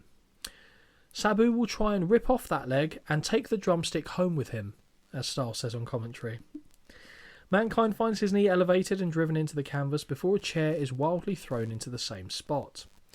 Air Sabu takes flight off from a well-positioned chair and he connects with a version of Poetry in Motion. First cover of the match leads to a near fall. Sabu looks to take off one more time, but on this occasion he leaps directly into a back elbow that drops him hard. That actually looked quite nasty.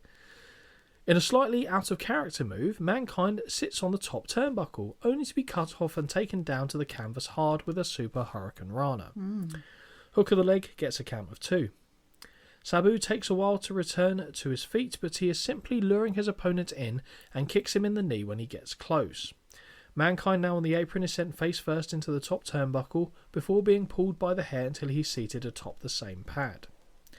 Sabu repositions the chair and leaps off it into a standing position on the top rope. That's so impressive. But before he can do anything further, he is knocked off balance and treated to a wonderful Dick Guillotine on the top rope. I'm not cheering the Dick Guillotine, but just... that I called it that. Yeah. Mankind grabs Sabu by the back of the neck and drives him face first from this position onto the chair he moments before leapt off. Mankind now has the chair in hand and charges at Sabu in the corner, but takes the steel directly in the face when his opponent gets the shoes up. I'm changing it. No! We nearly get a classic spot where Mankind gets tangled in the ropes, but instead he bounces off, avoiding getting his neck entwined, which is fortunate given that they were actually steel cables underneath. Yes, sorry, I did put a question mark here. He was trying to go through head first to do the twist, so then he's caught by his neck. Oh, okay. But because they were so hard, he just bounces off and hits the canvas hard. Probably for the best again, he didn't, because that would have done some serious fucking damage. Where to go? Yep. With both men now on the outside, Sabu sets up a table across the ring apron, and the very flimsy... Are you laughing at how I'm saying Sabu now? No. Okay, because you laughed. Oh no, it's when he sets up the table. Like, it amazes me that anyone can lie on those tables without them just falling. Seeing as the guardrail was holding up one side of it, and that's made of rubber. So with both men on the outside, Sabu sets up the table across the ring apron and the very flimsy looking guardrail before placing his opponent on top. Mankind fights back, and now he looks to suplex Sabu from the ring to the outside and through the wood. The genocidal one fights it off though, so Mankind instead settles for grabbing Alfonso. Yay! Do it! Do it! As he holds him by the collar, Sabu hits the ropes and takes flight, connecting with a crossbody that drives both men through the table and down to the floor. Upon impact, Mankind removes his mask and Sabu tosses it high into the air when he returns into the ring. We get a cover and another near fall. Mankind now places the arm over and gets a 2 count of his own. Sabu is back to his feet and connects with a triple jump moonsault that sees him land more than likely unintentionally across the knees of his opponent. Brutal. Really brutal. Hook of the leg, and after a struggle, Mankind does get the shoulder off the canvas. With chair in hand, Sabu climbs the top rope to unattractively jump down and smack him in the face with it. Nothing attractive there. Now Mankind has fired up, and he storms across the ring, backing Sabu into the corner where he unloads with right hand after right hand. He stumbles away but does manage to build up a head of momentum and connects with a knee to the side of the head. We see clumps of Mankind's hair go flying into the air as we get a Cactus Jack bang bang followed by a double arm DDT. This is the bit I liked. Yeah. Joey Styles calls out that Mick Foley is flipping between personalities mid-match. Yeah, really good. like that. Which I'm struggling to recall if I've ever seen before, and I don't hate it. No. As Sabu returns to his feet, Mankind applies the mandible claw, but only briefly before releasing the hold to lock it onto Bill Alfonso, Yay. who has entered the ring. The bell sounds, assumingly for a disqualification, but Mankind does not relent on the hold, and in fact also applies the grip to the official. Brilliant. As both recipients wilt to the canvas, Sabu clubs Mankind in the back of the head with a steel chair. Yeah. It's at this point I didn't have a clue who is meant to have won. Yep. Even the ring announcer only calls it a disqualification without specifying who's the victor. No one knows. Mankind and Sabu continue their brawl through the fans as they head backstage, which includes Mankind taking a piece of broken board to the back that shatters upon impact. Sabu finds himself go ribs first into a chair set up for a member of the security team, and we finally get the cutaway to the end of the contest. I'm guessing because Alfonso runs in, Mankind gets the win by DQ. Yeah. It's weird. Yeah, but it wasn't Weird. the first time he ran in, though. So No, exactly. And why do we have a DQ? In it? To be fair, they never said it was no DQ match, I don't think. True, but th'd use chairs. Yep. And Yeah. tables. Yeah, I know. I know. Anyway. ECW. True. What do you think? 2.5 out of 5.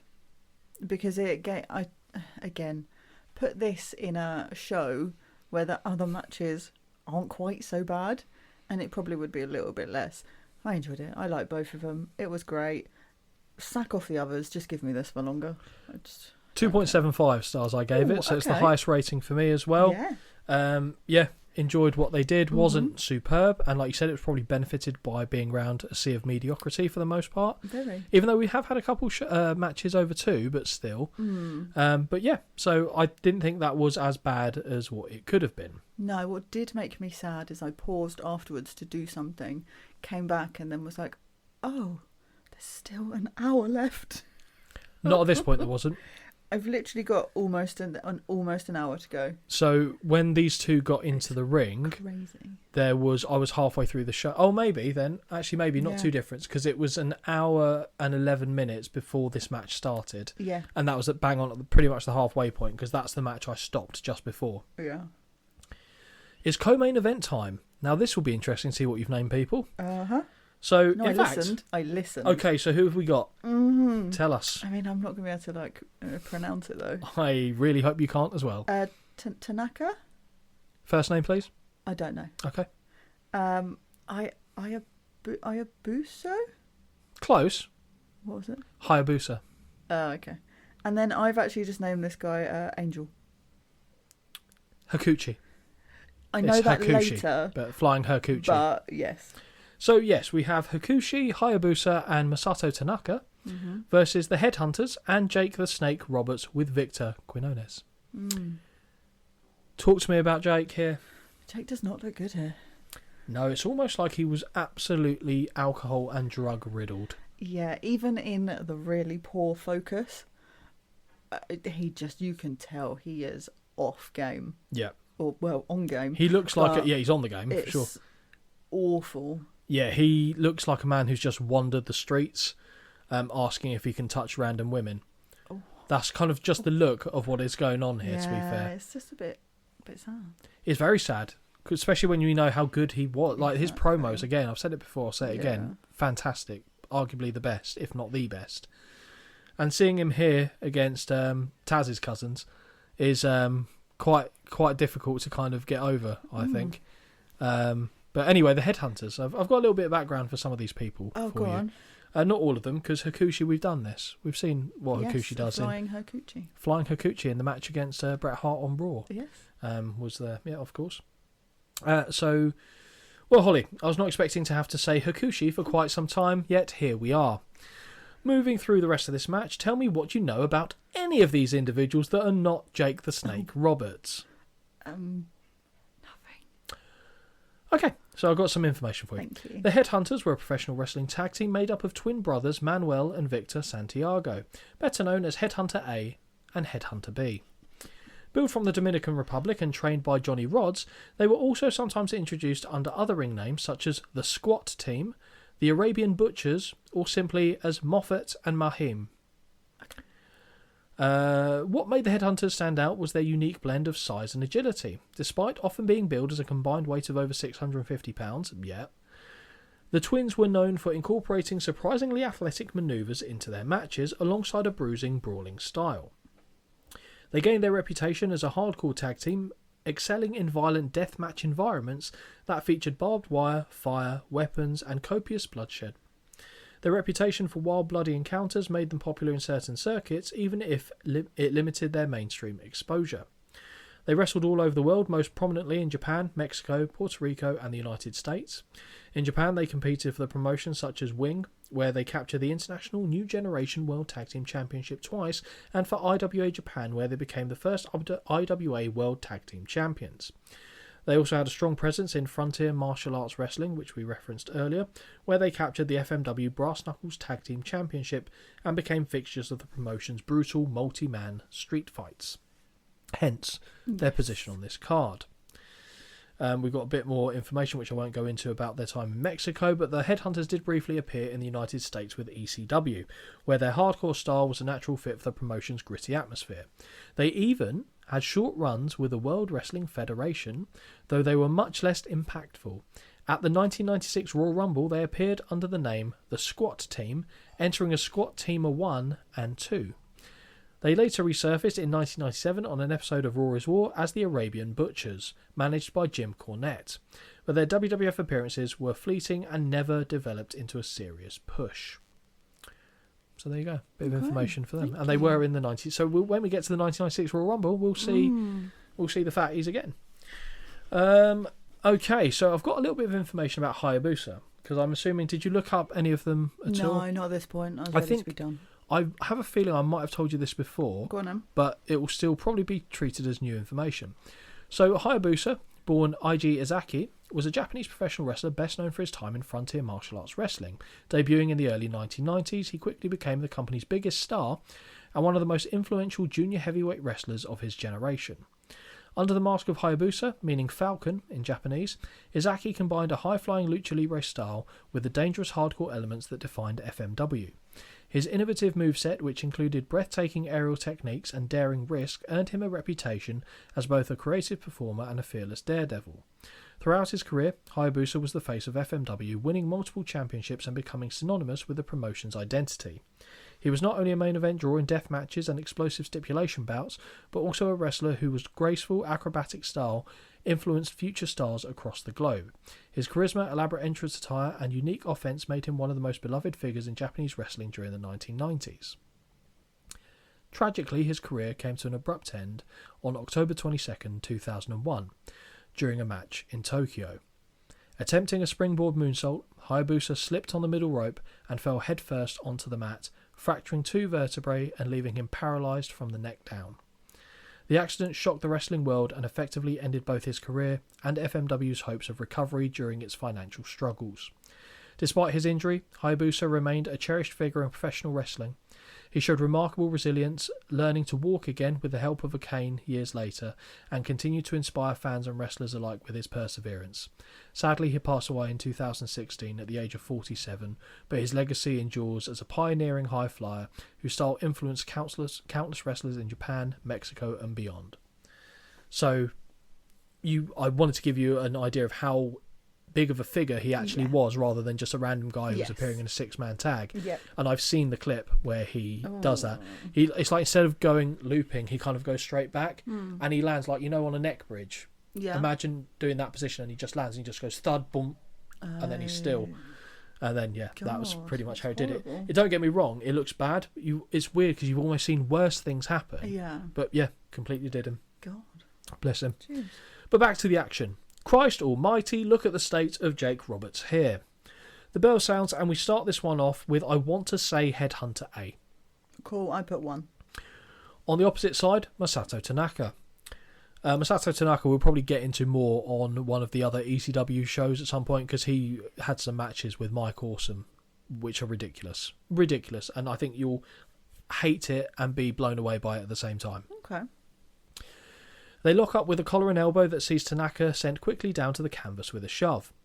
Side headlock applied by the Japanese competitor, but when he is pushed off, he cannot budge the big man with a shoulder tackle. If you don't succeed, try and try again, and after he bounces off a second time, he ducks a clothesline and looks to counter a hip toss, only to be levelled with an even bigger clothesline at the second attempt. Big left hands from the Headhunter, and Masato Tanaka has to weather the punishment. Back against the buckles, he eats some well-seasoned yet meaty chops from the headhunter's butcher counter, but narrowly manages to sidestep a running corner splash on the opposite side of the ring, or a running squish. That is exactly what I've written. Of course you have. Forearms land by Tanaka, and he delivers a pair of running forearms before being knocked on his arse on the third attempt. Tag made to Uncle Jake, who bounces into the ring where he lands a series of left jabs before a right hand puts Tanaka down on the canvas. Snapmare takedown and reverse chinlock sees Tanaka reverse his way out of the position and into a hammerlock. Front facelock applied, and Tanaka manages to make the tag to Hakushi. I got it right, it's fine. Yeah. The two men take a moment to assess the crowd's reaction before they slowly circle one another. Drop down and leapfrog by Hakushi, who cartwheels away from a clothesline attempt and delivers a well-placed super kick. Jake rolls to his knees and begins to smile and nod his head before offering his hand and signalling that he crosses his heart. It is a genuine gesture. Tentatively, Hakushi extends the hand, and they do shake, but as Roberts indicates there was nothing to fear, he delivers a kick to the midsection. Double throat thrust connects, and in comes Headhunter B. A few clubbing blows land, and Hakushi is dropped with a big clothesline, but pushes the big man away with his feet whilst lying on his back. Into the ring comes Hayabusa. The masked man looks to go for the test of strength, but is quickly kicked into the midsection and takes an elbow to the top of the head. This is the guy I got confused with at the beginning, because they introduce him as his name, but they also say, oh, he was also known as something, I can't remember, I missed the beginning, but something Angel, which is why I've written that down, and then completely missed out Hakuchi. So that's where because this is where I realised and go, oh, right, it's not the same person. Fair enough. Off the ropes goes Hayabusa, and he ducks a back elbow attempt before connecting with a spinning heel kick that sways the headhunter, as does the following drop kick before the second spinning heel kick drops him to the canvas and sends him to the outside. Hayabusa runs to the ropes before backflipping into the middle of the ring and landing on his feet when he realised basically that exact move is what did him. Right. Realises backflipping into the middle of the ring, landing his feet when he realises the headhunter does not want to play ball. When the big man returns to the ring, he immediately backs his opponent into the corner and lands some stiff strikes before whipping him across to the opposite buckles. Hayabusa uses the momentum to go to the apron where he blocks the right hand and lands a high kick to the side of the head before leaping to the top rope and delivering a stiff forearm to the face. All three members of the Japanese trio enter the ring with Tanaka bringing a steel chair, and after they whip the headhunter into the buckles, he runs in to deliver a chair strike to the top of the head before Hakushi connects with a running knee, and so does Hayabusa. Double team suplex scores impressively, and now Hayabusa connects with a springboard knee drop to the side of the face.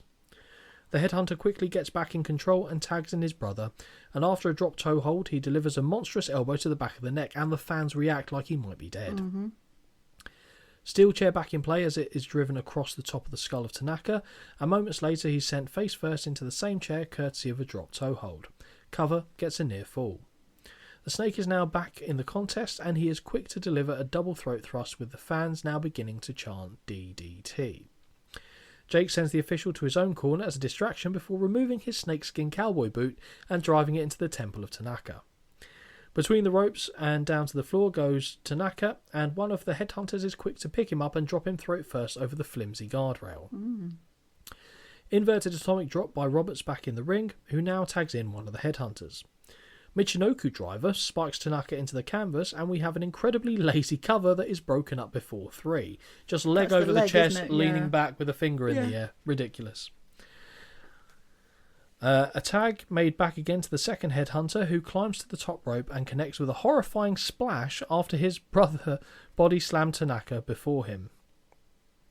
Pinfall attempt is broken up by Hayabusa, but Tanaka can still not make a tag. Now the first headhunter climbs to the top rope and actually connects with a very impressive missile drop kick that sees some members of the audience stand on their feet and applaud. I was like, yeah. Okay. Fair fucks. Tiger Driver in the middle of the ring sees another close pinfall. In comes Roberts, and the fans are immediately chanting for the DDT as he connects with a short arm clothesline. Now he signals for it, and he cups his ears to the fans, firing himself up in the process. He hooks him up, but before he can deliver the killing blow, Hakushi and Hayabusa flying from the top turnbuckle to deliver double axe handles. To be fair, they couldn't do much because the dropkick was asking for trouble there. Yeah. The action begins to break down as the headhunters are whipped into one another, making a wet slap as they collide before the brawl heads to the outside. Hayabusa succumbs to a body slam in the middle of the ring as once more we get a big man once again we get a big man head to the top rope, but this time he misses this big time splash. Roberts goes low on Hakushi on the outside, whilst back in the ring Hayabusa scores with a leaping back kick. The second kick drops the big man, and now he heads to the top rope where he connects with a 450 splash. Hook of the leg, and we get the 1, 2, 3. Not going to lie, I only saw a count of 2, but let's go with it, hey? I don't think that was 3, I thought that was 2. It was either. Your winners of this match by pinfall, Hayabusa, Hakushi, and Masato Tanaka. Holly, your thoughts? This so far is my highest scoring match of the night. Really? Yeah, I have given it 2.75. Wow. And I've even written here, I'll be honest, I think most of the points are for, is it Hayabusa? Hayabusa. I think I'd like his work. Yes, I think you would as well. And that's literally where most of the points are coming from, I think. Just impressed me. I think elements of his work you would like the high-flying stuff, Yes. the death match stuff, not less so much, so. but- But yes. Yeah. Yeah, so at this point, so he must have been well in his 40s at this point, though, because no, that's bollocks, absolute bollocks. He died at 47 in 2016, so he was in his 20s here, I think, if math is serving me right. I scored this match 2 stars. Cool. Okay. I didn't think it was bad. There were some moments where I was like the Tiger Driver, the missile drop kick from the big man. Everything the big men were doing actually was what was impressing me. Yeah. Because they do not look like they should be able to move around like that. But now we are left with nothing, Holly. Nothing but the main event. Yep. Terry Funk with Dory Funk Jr., the successful Dory Funk Jr. in his early outing against Rob Van Dam. It's all right, that kid won't become nothing. Versus Bret the Hitman Hart. Yep. Holly, whose corner are you in? Right.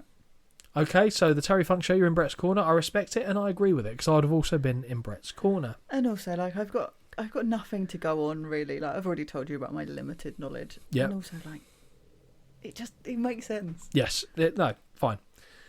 Holly, it's main event time, and I'll be honest, this was the entire reason I elected for us to watch this show. I just wanted an excuse to watch this match. Right. Okay. And also then it linked into the Terry Funk stuff in Of general. course. But I had no idea the rest of the content of this show apart from this match, and I thought, yeah, I'd quite like to see that. Okay. So you can throw stuff at me later. Cool. With Terry Funk standing in the middle of the ring, alongside his brother, he is visibly seen thanking the fans in attendance. The shredding of an electric guitar sounds, and making his way to the ring is the 5-time WWF champion, Bret the Hitman Hart. It is incredibly weird seeing Bret walk out in what is effectively an ECW arena. Doesn't look best pleased about it, but No. no. No. But he is When happy does to he be ever? there. That's I mean, true. come on. Like with his thumbs in his belt buckles, that's how he talks, isn't it? Mm-hmm. Styles makes the point on commentary that the referee for this match is Dennis Stamp, who actually had a match with a 15-year-old Bret when his opponent did not show up for an event. I've seen footage of Dennis getting pissy with Terry Funk for not originally being booked to feature on this show at all. A very honest Funker pleaded with his friend that he did not want to do the show without him, and eventually he agreed to be the official for the main event. He was annoyed he didn't have a match or something on there. Really? And Terry's sitting in the couple going, no, come on, don't be like that. I really want you to be part of this show. Then it's like, well, why didn't you ask me before? Why are you waiting until now to do it? And he said, no, come on, don't be like that. I need you there. I need you there. And he was being so nice and grovelly. Yeah. And I was just like, fuck him. He gives a shit. And also, this refereeing performance, Oh, it's... get fucked, okay? Right, get fucking fucked. It is honest to God. Right, I've got some... Okay, we're jumping ahead of it a little bit there. Right, let's go back to the beginning. We get a nice respectful handshake between the two men as the instructions are being finalised. A number of relatives and wrestlers enter the ring to give Terry a nice hug and a pose for a picture or two. Well, they couldn't do it after, could they? Well, that's true. Also, what annoys me, his brother, his match was fucking ages ago. Still in his pants. Put some clothes on. Mate, have you seen... It takes him 2 days to stand up. What are we doing? Stop. But just, it's 2 days to stand up, but half a second to fall headfirst between the ropes, bless him. It just winds me up. Put some clothes on. So they're there to celebrate the legacy of Terry Funk. Okay, who is this wonderful ponytail individual that we see before us? Yes, that is Paul Heyman with microphone in hand. And you know good things happen when Paul has a microphone. Of course. Strangely, we get a USA chant reach full voice in the arena. Why? In case we forgot where you were. I guess Bret was doing the anti American thing at the time. Actually, yeah. it's only just dawned on me. Yeah, okay. Makes sense. Paul Heyman says that for those that are uninitiated, easy for me to say, a number of the wrestlers in the ring right now represent ECW. Paul says that the reason that ECW got put on the map in the manner in which it did was because of the services of none other than the Amarillo native Terry Funk. With the help of the Funk family and the state of Texas, ECW was put on the map. Paul says that he assumes everybody is here to celebrate the legacy of Terry Funk, and with that, the Sandman instigates a loud Terry, Terry chant, so he knows what's happening now at least. Heyman says that everybody knows this is Terry Funk's last match in his hometown of Amarillo. That is, of course, until the next one. Tommy Dreamer unveils a title belt as Paul Heyman asks Terry if he would gladly accept the moniker of heavyweight champion for life on behalf of the entire world of professional wrestling. With that, Paul Heyman gives a wonderful introduction for Funk, and I really wish I could have somehow got the man to introduce me at my own wedding. That no one would have known, apart from a few people who he was, and I'd have been like, worth it. Terry, I'd have spent the rest of the evening though talking to him. That's the thing. Yeah. It'd been a disaster for my wife. Terry raises the title high in the air for the fans to see, and slowly but surely his family and the crew of wrestlers make their way out of the ring for the main event to begin. But before that, Bret has a microphone of his own and requests if he could just say a few words. And oftentimes when he says that in a promo, he says, "I just want to say one thing. I just want to say one thing. I just want to say one thing." And we're there for a while, but to be fair, it's fairly brief. Yes. A few boos greet him in response, but he requests that the fans just hear him out. The Hitman says that he's honoured to be here tonight, and it's a privilege to work with who, in his opinion, is the greatest wrestler in the history of the game. He means that from the bottom of his heart. Hart regales of the time he came down to Amarillo as a young kid and stayed with Dory and Terry. Was it like loan your kids out or something? Very strange. As well as taking in the local wrestling scene, which he believes is the greatest wrestling that ever was. Bret walks over, shakes his hand and congratulates him on his lifetime achievement before signing off by saying he's going to give him a Canadian-sized arse whooping. What's that about? The ring announcer indicates that this match is no disqualification, and the bell sounds with the two men circling one another to get things underway. When they do lock up, they find themselves in the corner of the ring with the WWF champion backed against the buckles. After what looks like a legitimate struggle, which I quite like when it looks like they're actually having a bit of a tussle, the position is reversed until we eventually get a clean break. For some reason, the camera seems to lose interest with the action, as it stays fixed in the corner after the two men have already walked away. It does. It's like my attention span. Yeah, but that was in the first match in 2 minutes, yeah. You were just like, oh, it's still going. Bret heads to the outside to readjust his elbow pad, perhaps some mind games. Right, going on right here. When he returns, they lock up and Funk applies a side headlock that the Hitman rolls into a pinning predicament from. Shocking officiating here, as I'm not convinced our special guest referee can hit the mat 3 times. You can fall on his fucking ass 3 times, I'll tell you that. Funk moves back into the dominant position and pins the WWF champion shoulders to the canvas, earning him a 2 count of his own. Slowly, they make their way back to their feet, where Bret forces the veteran against the ropes until they break. The two men grab one another's wrists and claw for a dominant position with their opponents' heads that results in Terry securing a fireman's carry takedown. The Hitman has to kick out at one, with Funk having to kick out moments later after finding his shoulders against the mat again.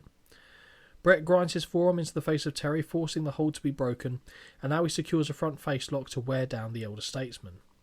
Funk grabs the back of the Hitman's knee and eventually manages to trip him, from where he looks to apply the dreaded spinning toe hold that sees Bret pull himself from the ring via the bottom rope.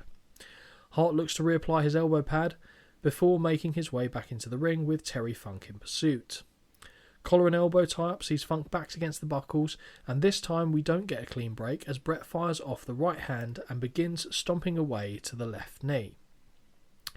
They head. Do you know what I've just realised? No. Appreciating, obviously, at this show, it's about Terry Funk. Dory Funk's going to get a match. How great would it have been? Bret Hart, Rob Van Dam. Yeah. There. Yeah. Never had a match. Give me that. Never had a match. Give me that, and then do brother against brother. Oh my God, in a slap fight. Yeah, sure. Brilliant. Actually, yeah.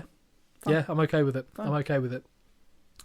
They head to the outside where Funk is thrown headfirst off the ring apron as they re-enter, and now Bret begins blatantly choking him. Stiff punches to the throat land, and a drunk-looking Funker falls between the ropes, which I always like. Sandman's taking notes, with the right hand sending him down to the floor. I've only now just noticed that Bruce Hart is in the corner of his brother, and I'm immediately frustrated at his fucking presence. He just irritates me. Bruce Hart, the blonde one. Guy. Yeah, exactly. Yeah, that guy that likes to get himself involved. Get involved all the time. Right. Yep, very much so. Terry returns to the apron, where he takes a couple of right hands before being bent backward over the top rope by the Hitman. Stiff right hand drops him to a seated position, and now the WWF champion wildly claws away at the face. Big headbutt connects, and with the veteran back in the ring, he succumbs to a lovely suplex.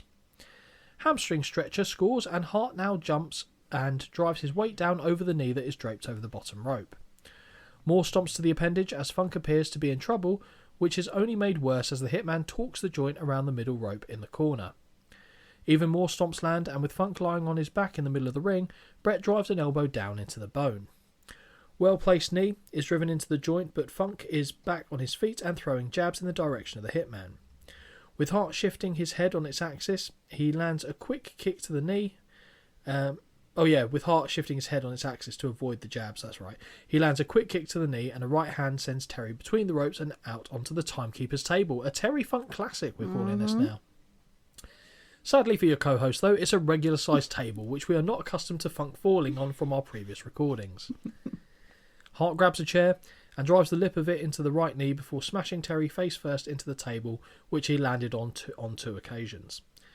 The action makes its way back into the ring, and when we see Terry holding onto the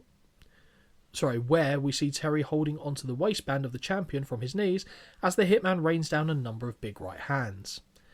The Texan begins swinging wildly himself, but finds no home for his strikes, with a swift kick putting him back down on the canvas. From there, the Hitman applies a figure 4 leg lock. Using the ropes as additional leverage, which is perfectly legal, Brett looks to keep him in this predicament. Another member of the Hart clan is at ringside, holding what looks to be Terry's newly acquired belt.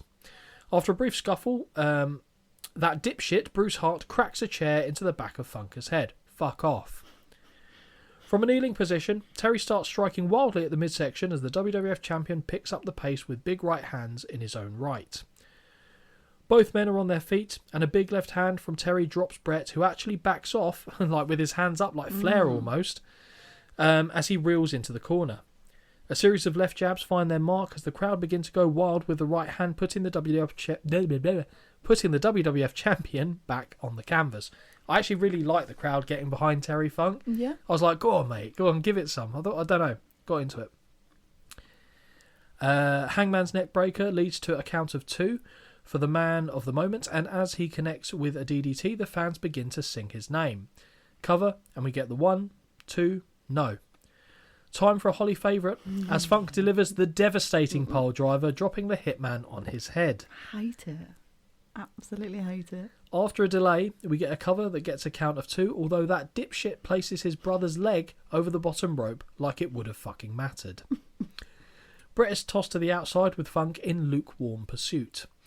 Reaction? The action, there you go, heads into the fans as Brett is sent face first off a chair. Terry begins doing a tour of the ring before entering the ring with another chair in hand. I can only assume Bruce grabs the microphone to scream at the fans, calling them idiots and telling them to shut up. Mm-hmm. Referee Dennis Stamp falls over for the 14th time in the contest. He just gets in the ring and falls over. He takes more hits than anyone, and no one touches him. He's bumping like Dory Funk in this. He's just tripping over nothing. It's so bad that it's funny. From the outside, the Hitman grabs the legs of his opponent and wraps them around the ring post for a second figure 4 leg lock from the outside. Drink all the drinks. Look at the state of Brett's back. Looks like he is literally covered in shit. It's all the sawdust, isn't it? Yeah, apparently so. Because there's a BDR, whatever you called it. PBR. What's a BDR? Have I just made that up? Ball driving ring. I don't know. Ball driving. Well, I don't know. After sharing his thoughts with the official, the Hitman delivers another hamstring stretch in the ring as he delivers more strikes to the joint before adding additional torque. Bruce Hart is back on the microphone screaming for his brother to finish Terry off. I wish someone would finish you off, you fucking gobshites. Excellently executed backbreaker by the WWF champion, who now retrieves a chair himself and drives the lip down into the injured leg. Now he laces the chair around the knee and connects with a leg drop. A shove sends Dennis Stamp sprawling, easily done, across the ring as now Terry begins to throw strikes at the back of the Hitman's leg. Leg trip takedown, and now it's time for Funk to dish out punishment to the champion's knee. Terry calls for a chair and is duly obliged as one is thrown into the ring, which he uses to crack into the knee of Hart. Another chair called for, and we get the same result. The Hitman is thrown into the outside by his family. The Hitman is thrown to the outside to be with his family, not by his family. That doesn't make sense. But Terry just doesn't give a shit as he continues to deal out damage with a chair, this time to the back. Now Funk begins repositioning the furniture, which he places his opponent on before attempting a Vader bomb from the middle rope, which misses the mark, sending the Texan through the table face first instead. Styles points out that Terry is bleeding above his left eye, which is only made worse as the Hitman runs him face first into the broken remnants of the table on multiple occasions. The action returns to the ring, where Brett drops the forearm in typical Hitman fashion across the bridge of his opponent's nose. Headbutt to the breadbasket is followed by a thumbs down directed towards the fans. Perhaps this one is over, as Brett looks to apply the sharpshooter, but no. Terry secures a small package that earns him a count of 2. Holly panics. Yep. Funk grabs the leg of the champion as he makes his way back to his feet, but the Hitman begins firing off right hands on one leg. Terry continues to tilt the angle until he has no option but to fall on his back, and now we get the famous Funk spinning toe hold. I've just put, please just let this end. This time it is the Hitman's turn to counter with a small package that nearly earns the victory. Clothesline by Hart make it 2, but Funk ducks the third and levels the Hitman after a nasty looking collision. Funk drapes an arm over the champion, and unsurprisingly it takes the official 2 days to realise this is happening, and obviously it's not enough to get the job done. Okay. It's coming. I know what's coming. No, you don't. I don't think I know what's coming. Rake of the eyes by the Hitman, but Terry delivers a belly-to-back suplex to counter the side headlock that is applied. The referee finds the mat. Well done. For 1, 2, 3. Is it? What do you mean? Right, this guy, it's not even just this guy. The counting in general by the refs in this show is dodgy as fuck. Now, I also appreciate that I was done with this. But I swear to God, it was 2, and then it was 3. And I'm like, I don't understand what's happening. So it was 2. Brett raises his shoulder. Yeah. It's 3. Terry's shoulders are still down. So that's why. Just, honestly. Both men's shoulders were down, but the WWF champion raised his arm moments before the count of 3. Your winner of this match by pinfall, Brett the Hitman Hart. As it should be, though. Yeah. Funk challenges the count of the official, but if I'm being honest, it might be the only thing he did right all match. A battered and bloody Funk slumps to the canvas as he struggles to come to terms with the end result. After a while, he nods his head in understanding before returning to his feet to shake the hand of his opponent. The fans boo the WWF champion, who admittedly eggs them on a bit. Not the ending that anybody was hoping for, and certainly not the finale I wanted. Joey Styles signs off thanking Terry Funk for his contributions to the world of professional wrestling, as we see the man himself slowly stagger around the ring. Funk requests a microphone to address the fans, saying he can have no complaints about the match tonight. Thoughts? He says the Funks cannot complain about the ride they've had in professional wrestling in general, but all I can focus on is the blood dripping off his nose onto the microphone, which is clearly not the property of the people that are putting on the show there. Terry says he loves the fans as he signals his goodbyes and makes his way into the sunset, does the old cowboy, as the show comes to an end. Yay! Holly, what do you think of this match? I don't know, 1.75 is what I gave it. I was done by this point. I was done by long ago. But also to have it, I think because I've got no ties to like Funk either. Like, yeah. I don't care. Yeah. Brett, obviously this is not even close to being one of his best matches. Of course. And to me it just... Nor is it meant to be, by the way. No, but it just didn't hold my attention. Fair. And I think that, even if it's people I don't know, there have been matches that have held my attention. And I just was ready to be done with this. 1.5. Ooh. I was disappointed in this match massively. Not that I was expecting anything miraculous, Okay. but I thought it would have something that engaged me more. And I think part of the issue that I have was hampered by what happened earlier in the show with so many people working over the knee. By the time you come and see it in the main event, you're like, I've seen this. Yeah. I've seen this. I don't want to see this again. Have a word. Work out what the other guys are doing, so you're not doing pretty much similar matches. Oh, I fully agree. Yeah. It was just a bit boring. It was just underwhelming. Is Yeah. the ultimate. Like I said, I didn't want to hate it, and I didn't hate it, but I didn't like it. Yep, agreed. I didn't enjoy it. Would I watch it again? Not No. by choice. No. So it was a shame because I wanted this to be like a nice Yes. little kind of how'd you do to Terry Funk here, and I don't feel like this delivered what I wanted it to do for both me and for you. There will be other shows that feature Terry I'm Funk, sure. so we've not, the boat hasn't gone just yet on that one. I think I fear the answer to this. I would be willing to bet this is not the lowest rated show we've ever seen. I think there's a No. couple at least that are worse than this, but I'm not expecting a high score from you. But what did you score it? So overall, right, I have said that the last 3 matches Yep. were all right. I know I just said that this one wasn't great, but Yep. the other 2 were good. Yep. I enjoyed those. Match of the night, It was the co-main event. 6-man tag, which I didn't have a Yeah. high expectation for, considering I barely knew anyone that was in it. Yep. It's really hard for me to get past shitty camera quality. I can't do it. Even I'm the same. TV, films, Yep. everything. I can't do Yeah, it. quite consistent with that. 3 out of 10. It felt like a chore to watch. I Wow. didn't want to watch it. Wow. And I think, I don't normally watch things over like a 4-day period. I normally try and go, it's 2 hours, bosh, done. Yep. I just couldn't do it. I didn't want to watch it. Yeah. So 3 out of 10. I give it 4.5 because when Okay. I actually think about some of the matches in there were bright moments. There was a lot of shit though, Yeah. and because there was no really like conjunctive segments in between, I actually felt like that hurt it a little bit. Whereas you weren't kind of invested, so it's just like a showcase match. Yes.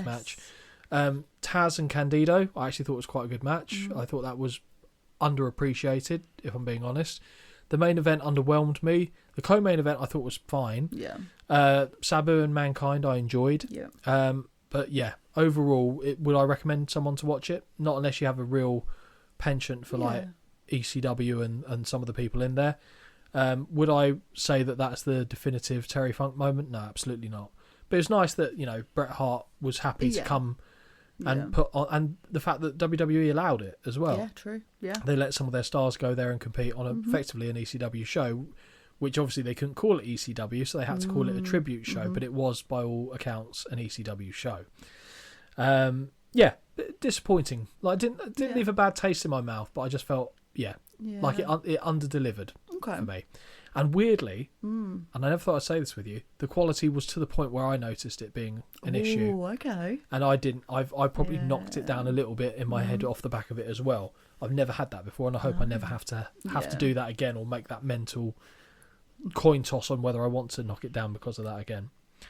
And now this, I'm going to be absolutely fucking fascinated by. God. All right, so outfit of the night, Holly, is Hard what everyone work. wants to know. Why is it Bret Hart, and were there any other contenders? This is hard work. 4 contenders. Wow, Bret Hart, 4. Yeah. Sabu. No. Oh wow, Bill Alfonso. I'm joking. Hayabusa, No. Hakushi. No. I think in some matches I just forgot It that ain't this Jake was Roberts. this is a thing. So, do you know what? Youngbloods I put on there. Bit different. I'm clutching at straws here. There was no one here that looked good. I couldn't even formulate a response to that. I would RVD? never. Of course, RVD and Dory Funk. Yeah. In his saggy pants. Yeah. Mankind. So simple, but it's just, for me, it's just an iconic look. Okay. Obviously, Bret Hart wins. Easy. Like, there's Yeah. no contest. Yeah. The only So- person that came close was RVD, so. I really thought Hayabusa was going to get a look in. I do or think Hakushi. that in some... just in some matches, I was just like, oh, sure, yeah. That's Yeah, the thing. Because I think as soon as I said it, you were like, So- oh, yeah. Yeah. But Bret still would have won anyway. To the point where, after I said Bret, I was like, actually, Hayabusa might have a shot at this. Yeah. But, no, fine. Bret Hart, I think, is It's- what I expected you to land on Yeah. as well. I feel like I've punished you in some ways. Yeah, me too. With this one, and normally you like that, but not in this context of watching the podcast, or watching stuff for the podcast, I should say. So yeah, it wasn't intentional. No, it's fine. There's always going to be some shit. But... There's lessons to be learned, but again, it's ticked off. It's done. Yep. We've paid tribute to a legendary professional wrestling figure, and I feel like for that we should be commended, rightly so, for putting ourselves through something that wasn't necessarily particularly stellar. A nice beverage would do after watching that. I agree. But I still had a nice time recording me too. this. I feel like that is important to mention. Hopefully everyone who listened to this felt the same and enjoyed Holly's mental breakdown partway through one of those matches, because I know I did. Until the next show, guys, take care. I'm sorry, Bye. I can't. I'm sorry. Until next time, this has been a Win Twice Wrestling production. Peace out.